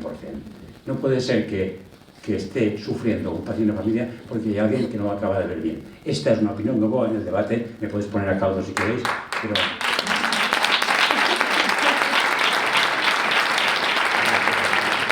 Gracias. Siempre cuando digo estas cosas no sé cómo van a sonar, o sea que... Bueno, fijaros esta enfermera, ¿no? Percibimos lo que yo llamo punto de no retorno. Generalmente coincide con el enfermo que tira la toalla. Claro, yo he aprendido una cosa, mirad, de tecnología, de pronóstico, de fisiopatología, de diagnóstico, el médico sabe más que la enfermera. Pero como personas no somos más humanos los médicos que las enfermeras, ¿eh? Y después yo en cuidados paliativos he aprendido una cosa muy importante. La enfermera tiene un potencial, una información extraordinaria. Y la auxiliar clínica, porque tiene conocimiento experto, porque ha estado más veces que ninguno de los médicos viendo cómo muere la gente. Y cuando ella dice, este enfermo no me extrañaría que se muriera antes de una semana, poca broma. Entonces yo ya os lo dije en Barcelona esto. Creo que tendríamos que incorporar enfermería. En la toma de decisiones de enfermedad tiene que ser escuchada. Bien, esa misma lo dice ella también, ¿no? Bueno, voy. Y ahora os voy a hacer una propuesta de algunos temas que creo... Mira, esta franja, ese sería el itinerario del paciente, donde acaba la flecha, es donde muere la persona, que fallece la persona. Esta zona que he puesto así más en rosa sería el ámbito de hacer paliativos en la UCI, que no digo que tenga que ser paliativista, sino que habría que tener la actitud paliativa. Entonces yo he puesto una lista de temas preliminares que podemos compartir, ¿no? Mira, primero se tendría que haber hablado del pronóstico y documentar las decisiones en la historia clínica. ¿Dónde tiene que hacerse? Pues el sistema de salud tiene que organizar eso. Tiene que ser probablemente el enfermo crónico avanzado, el señor que tiene pluripatología, tiene 70 años, que tiene diabetes, EPOC, etcétera, etcétera. Su médico de familia tiene que preguntarle, probablemente, un plan anticipado de cuidados, que eso está nuestro gobierno se está planteando seriamente la cronicidad y creo que van por ahí, que ya en el centro de salud se dijera, oiga, y en caso de que usted se ponga muy mal, ¿qué le gustaría? ¿Hasta dónde querría? No estoy hablando de voluntades anticipadas, que eso es más... Es directa, que el médico de familia tenga 4 preguntas y que pueda registrar en la historia clínica y que sepamos qué piensa esta persona de cuando llegue esta situación, cómo le gustaría, ¿no? Creo que en la historia clínica de los oncólogos, de los internistas, de los hematólogos, debería anotarse la información clínica que tiene el paciente y el pronóstico. Eso hay que presionar para que sea así, porque lo que no se puede permitir es al final que al final eso sea como donde van drenándose, esa es una palabra terrible que oigo mucho en los hospitales, drenando a los enfermos que no sabemos qué hacer con ellos a las UCIs, ¿no? Creo que habría que establecer unos criterios de ingreso donde por lo menos habría que revisar. Yo, una de las cosas que intuí que se puede hacer quizá allí en la UCI es, a ver, cuando hay dudas sobre si este paciente debería haber ingresado o no, y tenemos que ingresarlo porque finalmente hay una presión, lo ingresamos, pero le vamos a poner una etiqueta para ir vigilando porque este médico intensivista no estaba completamente convencido que debería ingresar. Si le pones una etiqueta para ver cómo ha evolucionado y durante 3 meses hacemos un pilotaje para ver qué pasa con estos pacientes en los que nosotros intuitivamente no los hubiéramos ingresado para poder dar feedback a los servicios, es decir, oye, servicio de hematología, mira, de los 7 que me has ingresado ha pasado esto como ya preveíamos. ¿Cómo ves si a partir de ahora empezamos a mirarlo de otra manera? Porque si no hay información, decía Joan Carles Marc, lo que no se escribe no existe, lo que no se dice no... Entonces hay que generar evidencia de que esa intuición que tenéis que documentarla para pasársela por la cara o volver o renegociar los ingresos con las personas. Creo que sería interesante. Bueno, hay que establecer manera de diagnosticar que este paciente sabemos que no vamos a salir de aquí. Entonces, ¿cómo lo hacemos los paliativistas? Bueno, hay una herramienta que empleamos, hay 2, una internacional que es el SPEAK y otra que es española, que es el MECPAL. Está basada en la propia intuición de los médicos. Y es, ¿te sorprendería que este paciente falleciera antes de un año? Yo os digo, ¿por qué no empezáis a buscamos herramientas de identificar paciente que es susceptible de adecuación del esfuerzo terapéutico? Otra cosa que me duele las tripas, limitación. Podéis limitar medidas de soporte vital, pero no el esfuerzo terapéutico. O sea, es adecuarlo. Hay que hacer muchísimas cosas de otro tipo, pero no es dejar de hacer. Eso de tirar la toalla, limitación, basta ya de limitación.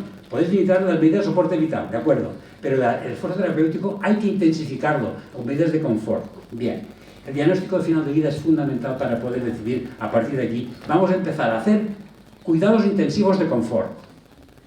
Buscar otra actitud de cuidado con todo lo que estamos haciendo, pero el punto crucial es cómo definimos ese punto. Yo creo que habría que hacer investigación para generar, y no se basa en parámetros bioquímicos. Lo que os decía antes, enfermería tiene mucha experiencia, y el médico también, pero si se juntan, nosotros en paliativos hacemos lo siguiente. Llego yo por la mañana y me dice la enfermera auxiliar, Enrique, Pedro de la habitación 207, me parece que habrá que mirárselo porque esta noche, así, pues vamos allá. vamos a mirar un poco cómo está. Y a explorarlo con actitud de, efectivamente, pues a partir de aquí, o sea, como que se ha desencadenado el parto. Es que esto es así. Y parar un parto, bloquear el parto, evitar las contracciones, es durísimo para el que van a hacer y para la madre. Y eso es lo que seguramente se hace cuando no somos conscientes de que ha empezado el parto. Un alumbramiento a otro nivel de conciencia. Y eso, si se ve con estos ojos, se tiene que ser muy respetuoso y no invadir eso y llenar eso de cosas que no sirven para nada, más que para calmar un poco el miedo o la prepotencia de algunos, ¿no? Yo creo que...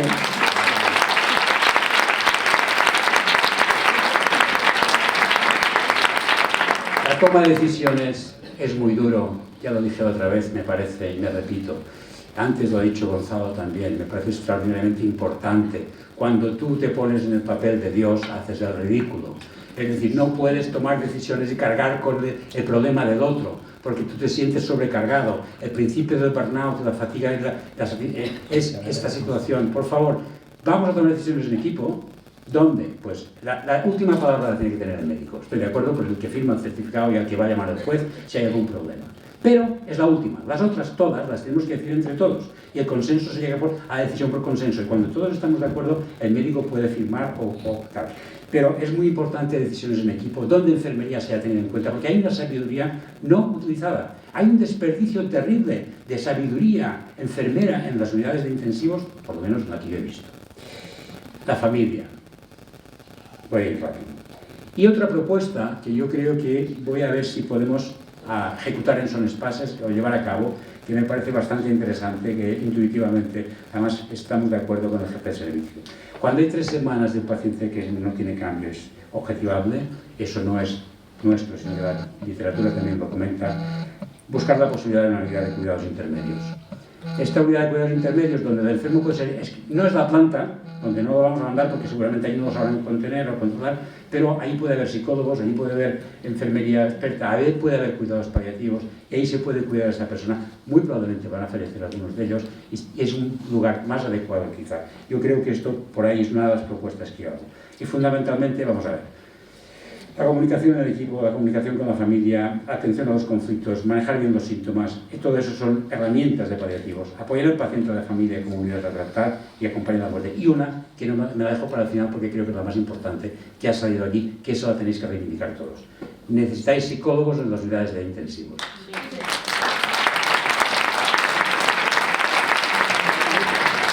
Un minuto. Evidencia. Paliativistas que trabajan junto con intensivistas, mirad lo que pasa. El tiempo de hospitalización en UCI es una revisión de 21 estudios, baja 59% cuando hay paliativos en consulta. El tiempo de hospitalización en el hospital baja un 43% en 14 estudios. Esto es una revisión seria, ¿eh? Y la mortalidad estable.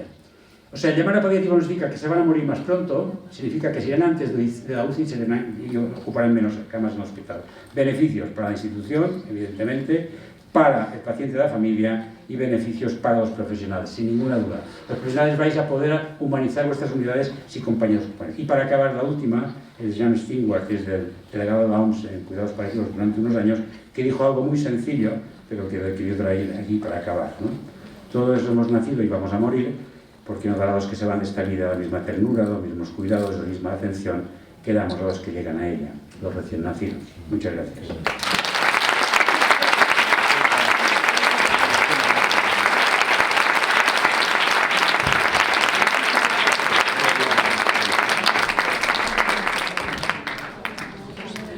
Aquí juntitos conmigo. Bueno, sobre el turno de preguntas tenemos 7 minutos. Aquí les tenéis, preguntar lo que queráis, lo que escribéis. Muchas gracias a los dos.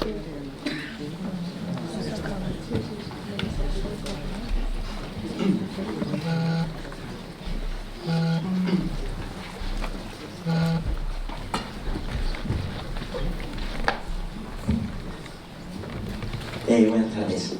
Nada, agradeceros a los dos, a nuestros compañeros también que se ha ido vuestra intervención. Estoy un poco resfriado. Mi nombre es Jesús, soy enfermero, trabajo en el Hospital Regional de Málaga y bueno, me ha encantado, o sea, me ha tocado el alma. Hacía tiempo hasta que pasé por una situación personal de un familiar en una UCI también, y que no sentía lo que he sentido esta tarde escuchándote. No me acuerdo de tu nombre, pero te lo agradezco, la verdad. Y lo que habéis dicho, lo que ha dicho Enrique de enfermería, aquí en Andalucía tenemos la ley de derecho y garantía del paciente, en el artículo 21 recogido que la limitación del esfuerzo terapéutico la realizará el facultativo oído el criterio profesional del enfermero y la enfermera. Estoy contigo en que están desaprovechadas, yo lo viví en persona, están desaprovechadas las enfermeras de la UCI con esa capacidad técnica y humana que tienen de poder transmitir la información a los médicos y trabajar en equipo. El que no se haga así me parece que está perdiendo el paciente, lógicamente, porque la limitación del esfuerzo terapéutico al final es una herramienta que, bueno, que se utiliza cuando es necesaria y la verdad que me ha encantado lo que has expuesto. No hay ninguna pregunta, es solo agradeceros y que creo que todos los que estamos aquí deberíamos de pensar que esas indicaciones clínicas deberíamos de contar con la enfermería. Muchas gracias.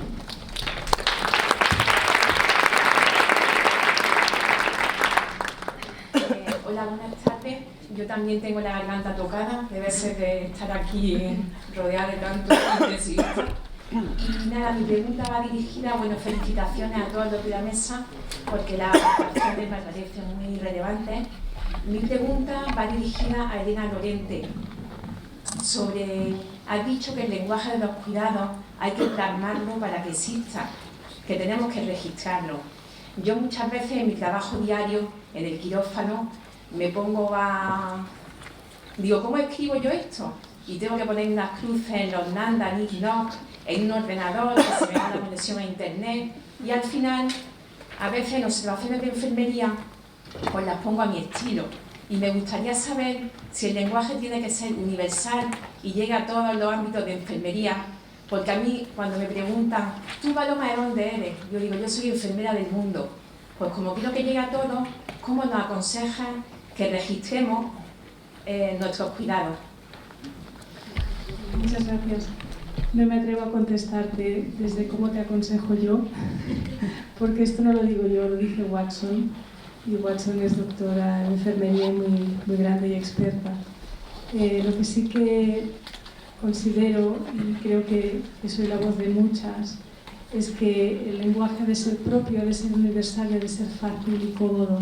Ha de ser una herramienta en la que nosotras nos manejemos con naturalidad, con soltura, que realmente disfrutemos de escribir así y no que sea, ay Dios mío, cómo era la etiqueta, sí, y el objetivo y la intervención, porque entonces eso es farragoso y se convierte como en un artilugio que no sabemos cómo manejar y que al final nos cansa, no le vemos utilidad y lo apartamos. Entonces quizás las que estamos pues, en la base, en el día a día, y somos las que registramos y las que sabemos lo complejo que es, porque bueno, pues, registrar es una parte más del cuidado, pero la dejamos para el final, y bueno, rápido y ya está, pues que seamos nosotros las que encontremos la mejor manera de plasmarlo, pues de una manera fácil, ágil y con consenso.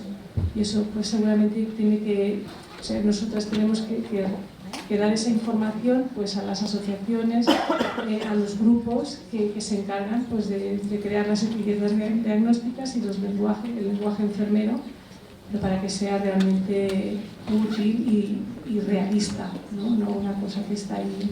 Nada más. Es lo único que te puedo contestar.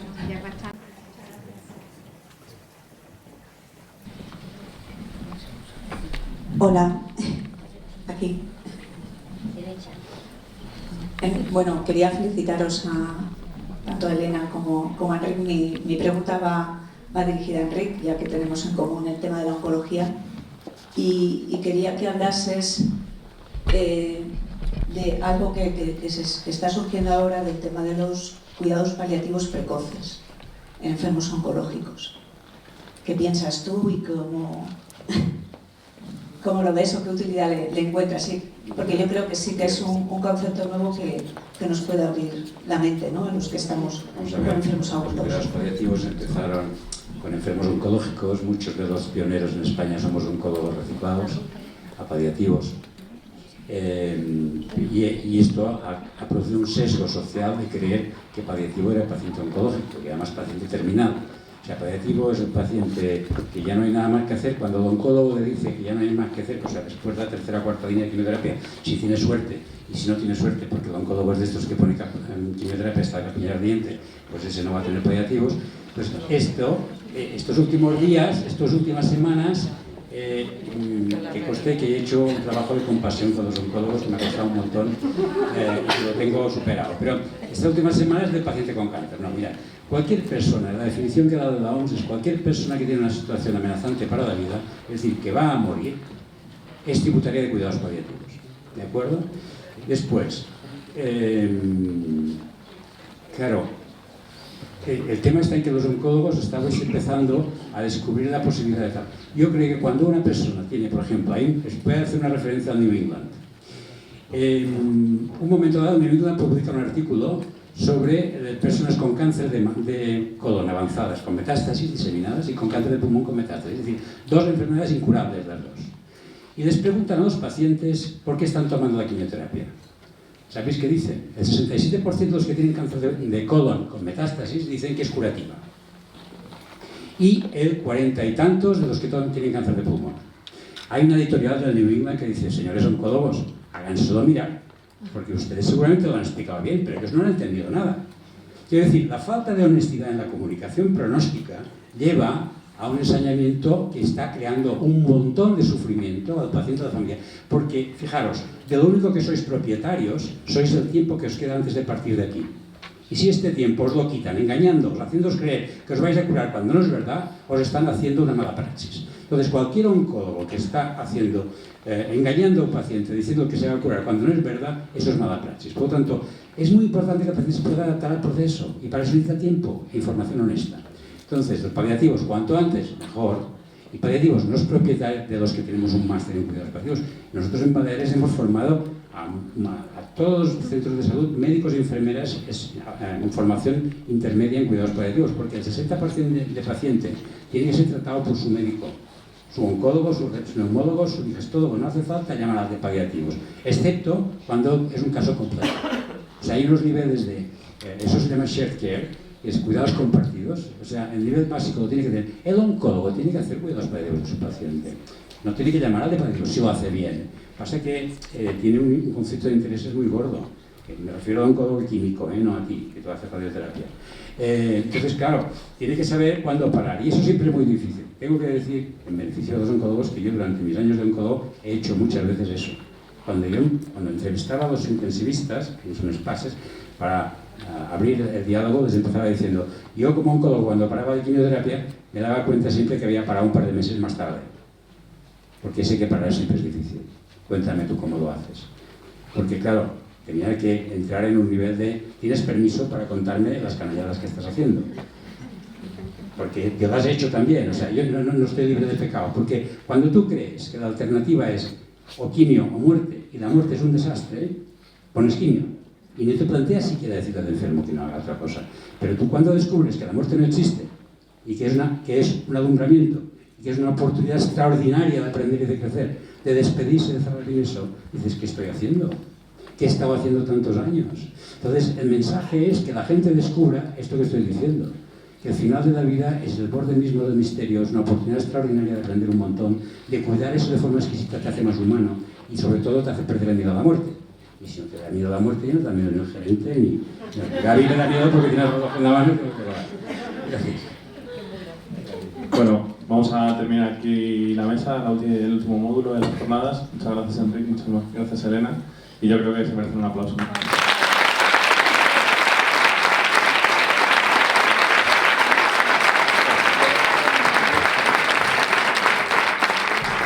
Estamos ya llegando al final de las jornadas. No sé si está la gente de Banco Santander, que creo que muchos de vosotros habéis participado en el sorteo de un iPad, ¿no? Ahí estamos.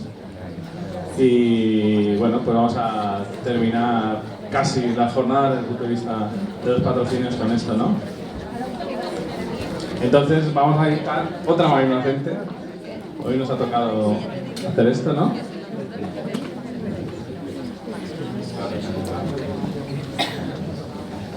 Como hemos hecho, bueno, si os parece bien, sacaremos pues, una tarjeta y si la persona no está en la sala, mala suerte. ¿Ah? No vale que lo coja otro. Por ejemplo, ¿os parece la mano de Enrique? ¿Os parece lo suficientemente inocente? Enrique, solo tienes que hacer de azafata, coger una.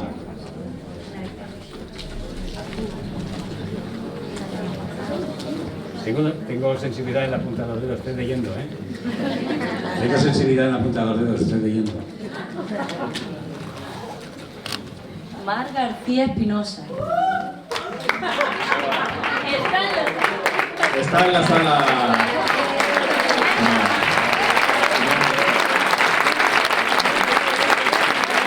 Hace entrega a Mar el premio Carmen Ruiz del Banco Santander. Un momento, una foto. Ponte Gaby si quieres. Muchas gracias, enhorabuena.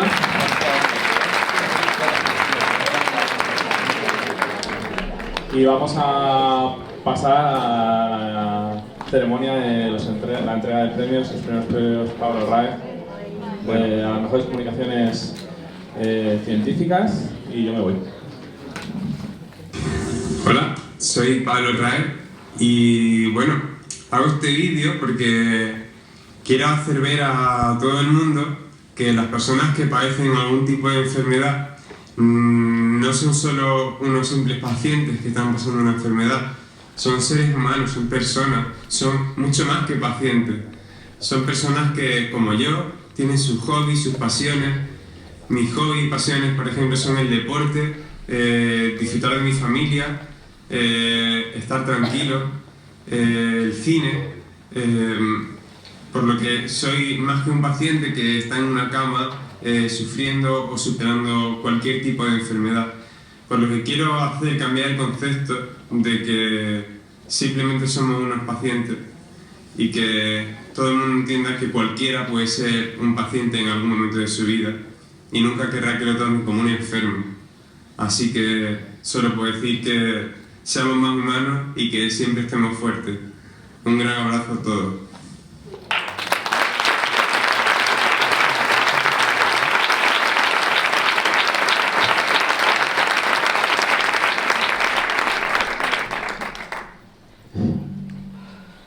Bueno, evidentemente no podía ser de otra manera que llamar a estos premios pues Pablo Raez, ¿no? Esta es la historia de un paciente que humanizaba y que ha humanizado la medicina, que ha humanizado los cuidados.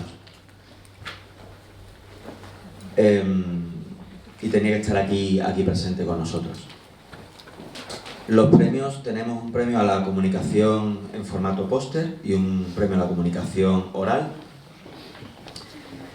El premio a la comunicación en formato póster es para el póster Humanización de los cuidados intensivos, experiencia de una UCI del norte de Portugal, de Ana Cristina Guerra e Irene Aragao, del Hospital Santo Antonio de Portugal, Portugal.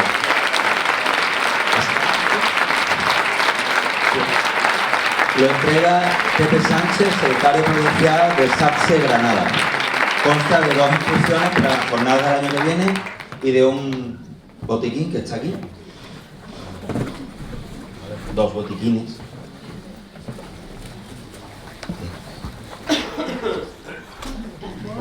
Por el asunto.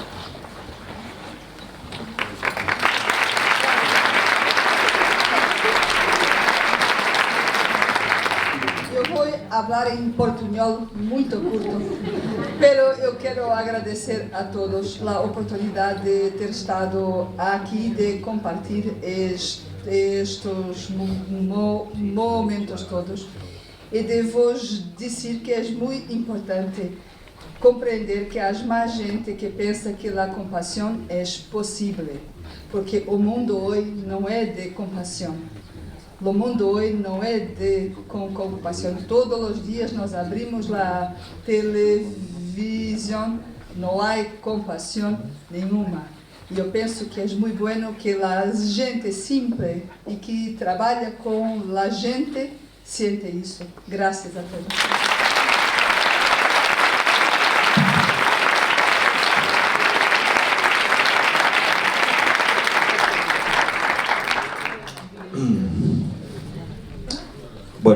premio a la mejor comunicación oral lo va a entregar la tía de Pablo Raez, Toñi Raez, que está aquí con nosotros y que quiero que subas aquí.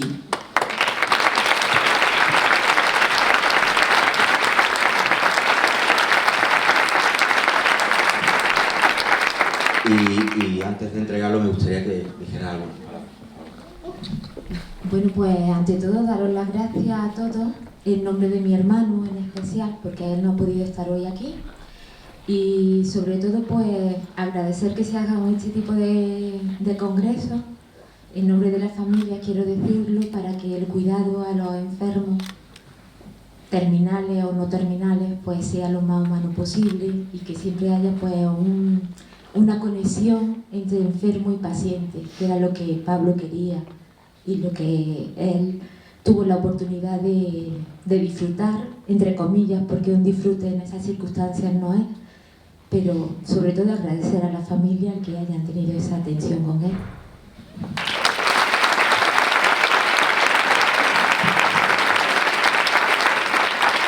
Muchas gracias. Bueno, no te vayas a meter conmigo.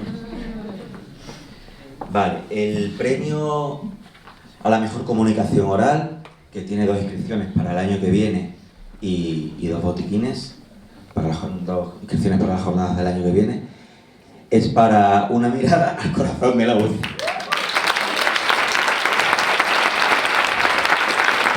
Del señor Soto del Hospital Mayor de la Mancha, centro de la Cárcel de San Juan. Se lo entrega conmigo.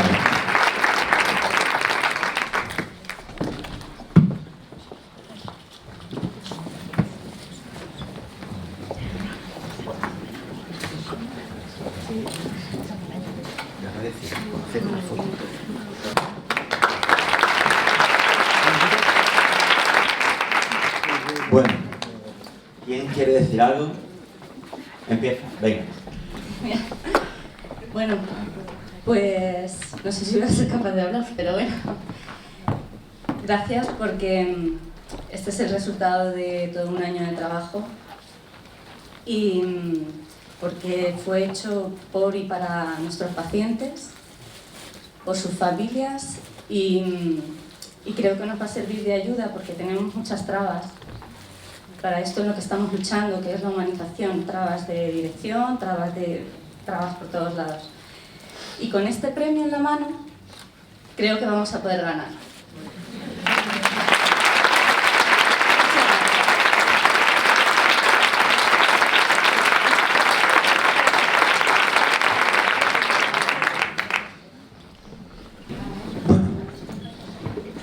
Ahora ya, sube.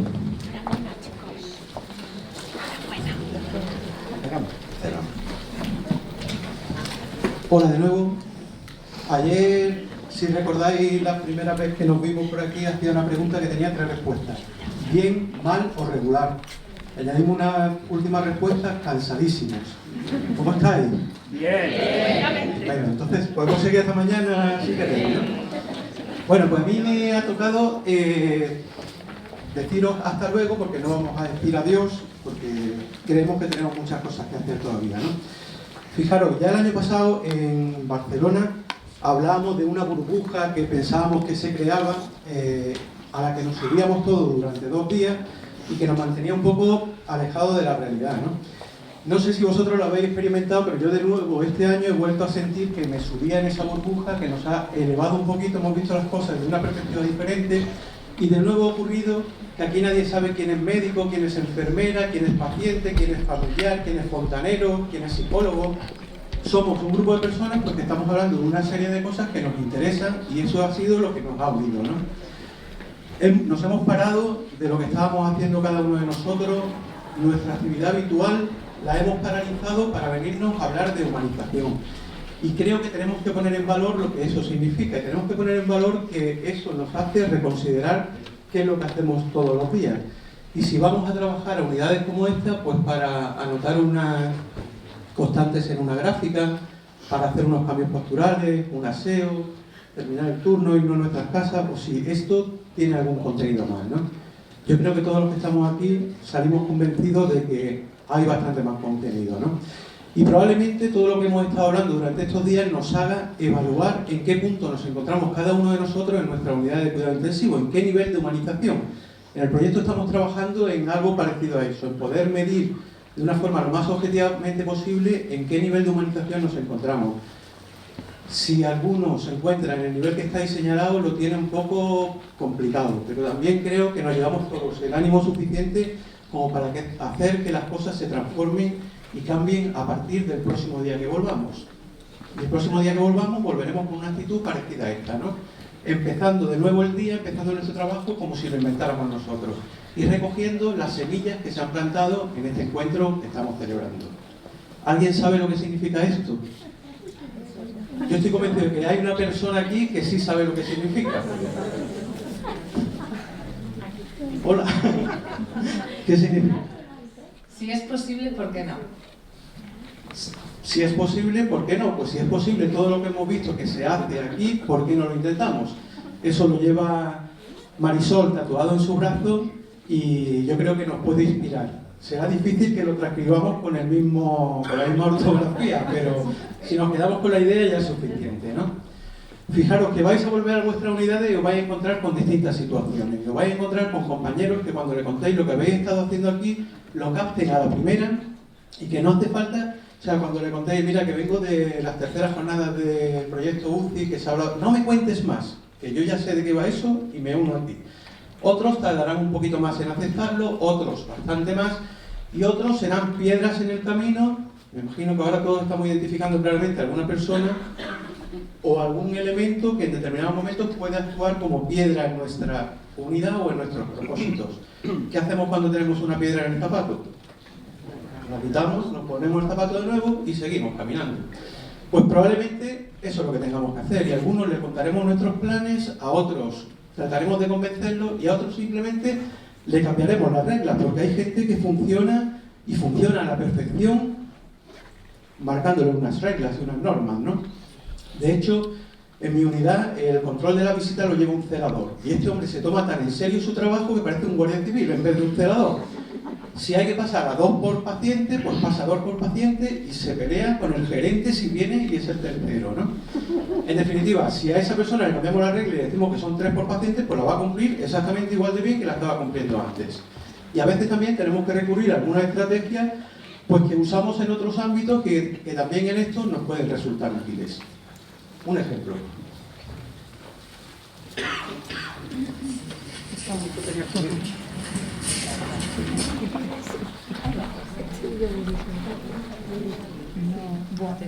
Es súper buena.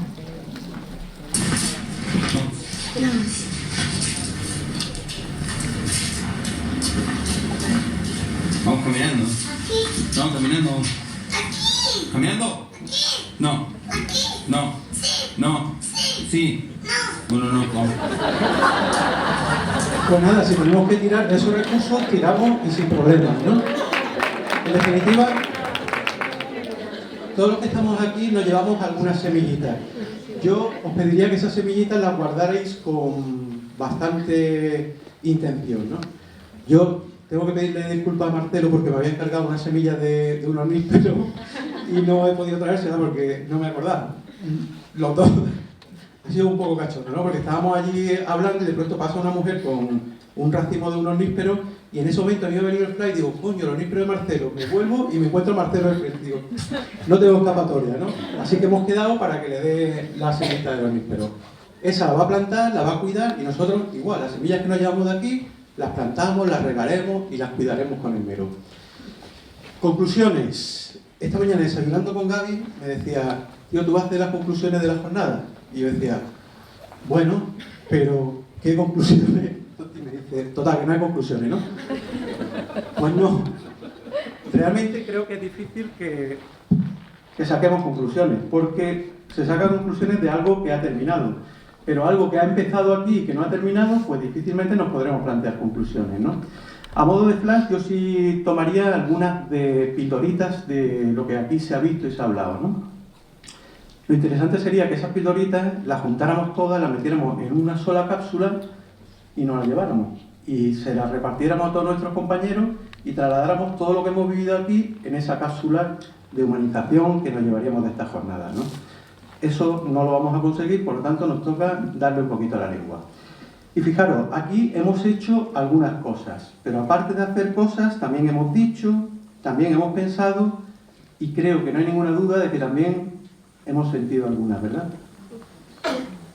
Hemos pensado también que en la bolsa del próximo año vamos a incluir un paquetito de Kleenex, porque he visto la necesidad que ha generado en esta jornada, va a ser necesario que lo incluyamos.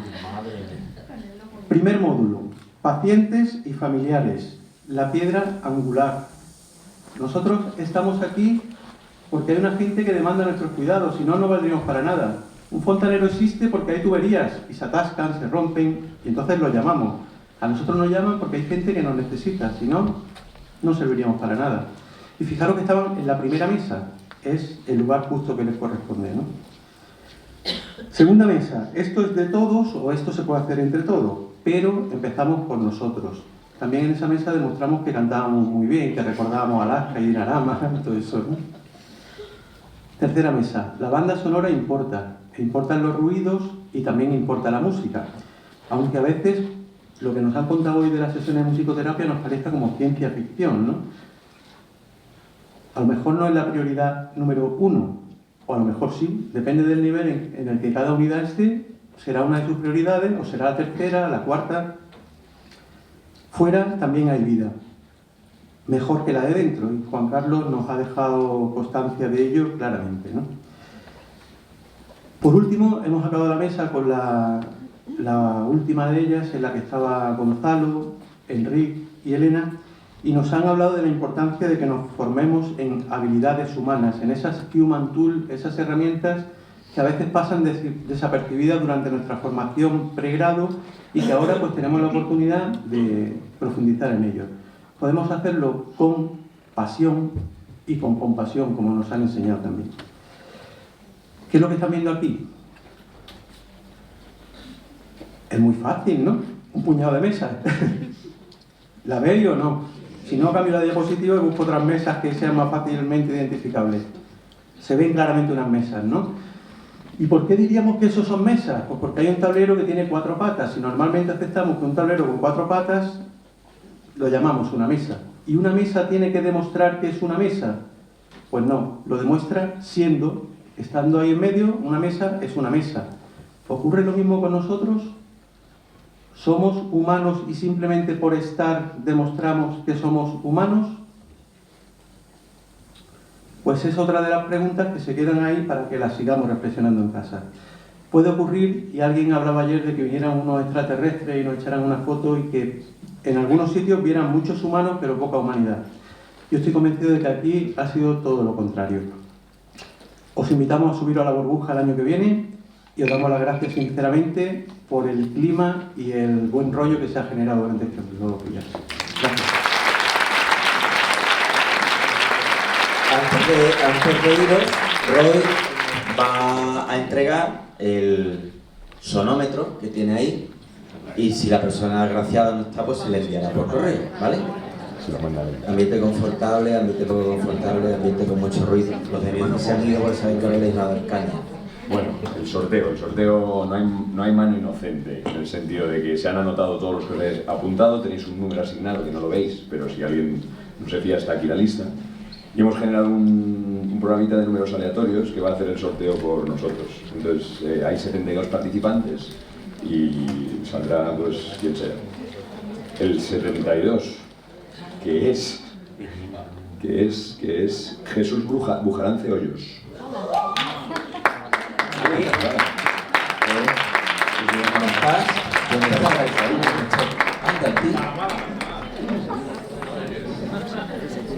Yo reconozco que había mucha gente que quería el equipo, yo me encantaría poder regalar uno a cada uno, pero bueno, iremos buscando cómo hacerlo.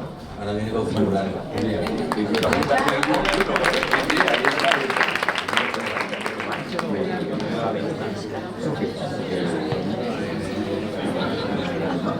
Bueno. Buen viaje a todos, muchas gracias por vuestra asistencia. Nos vemos en las redes y el año que viene. Un abrazo. Quería hacer una foto con las manos en H. subiros aquí, que nos vamos a hacer una foto para sacarla.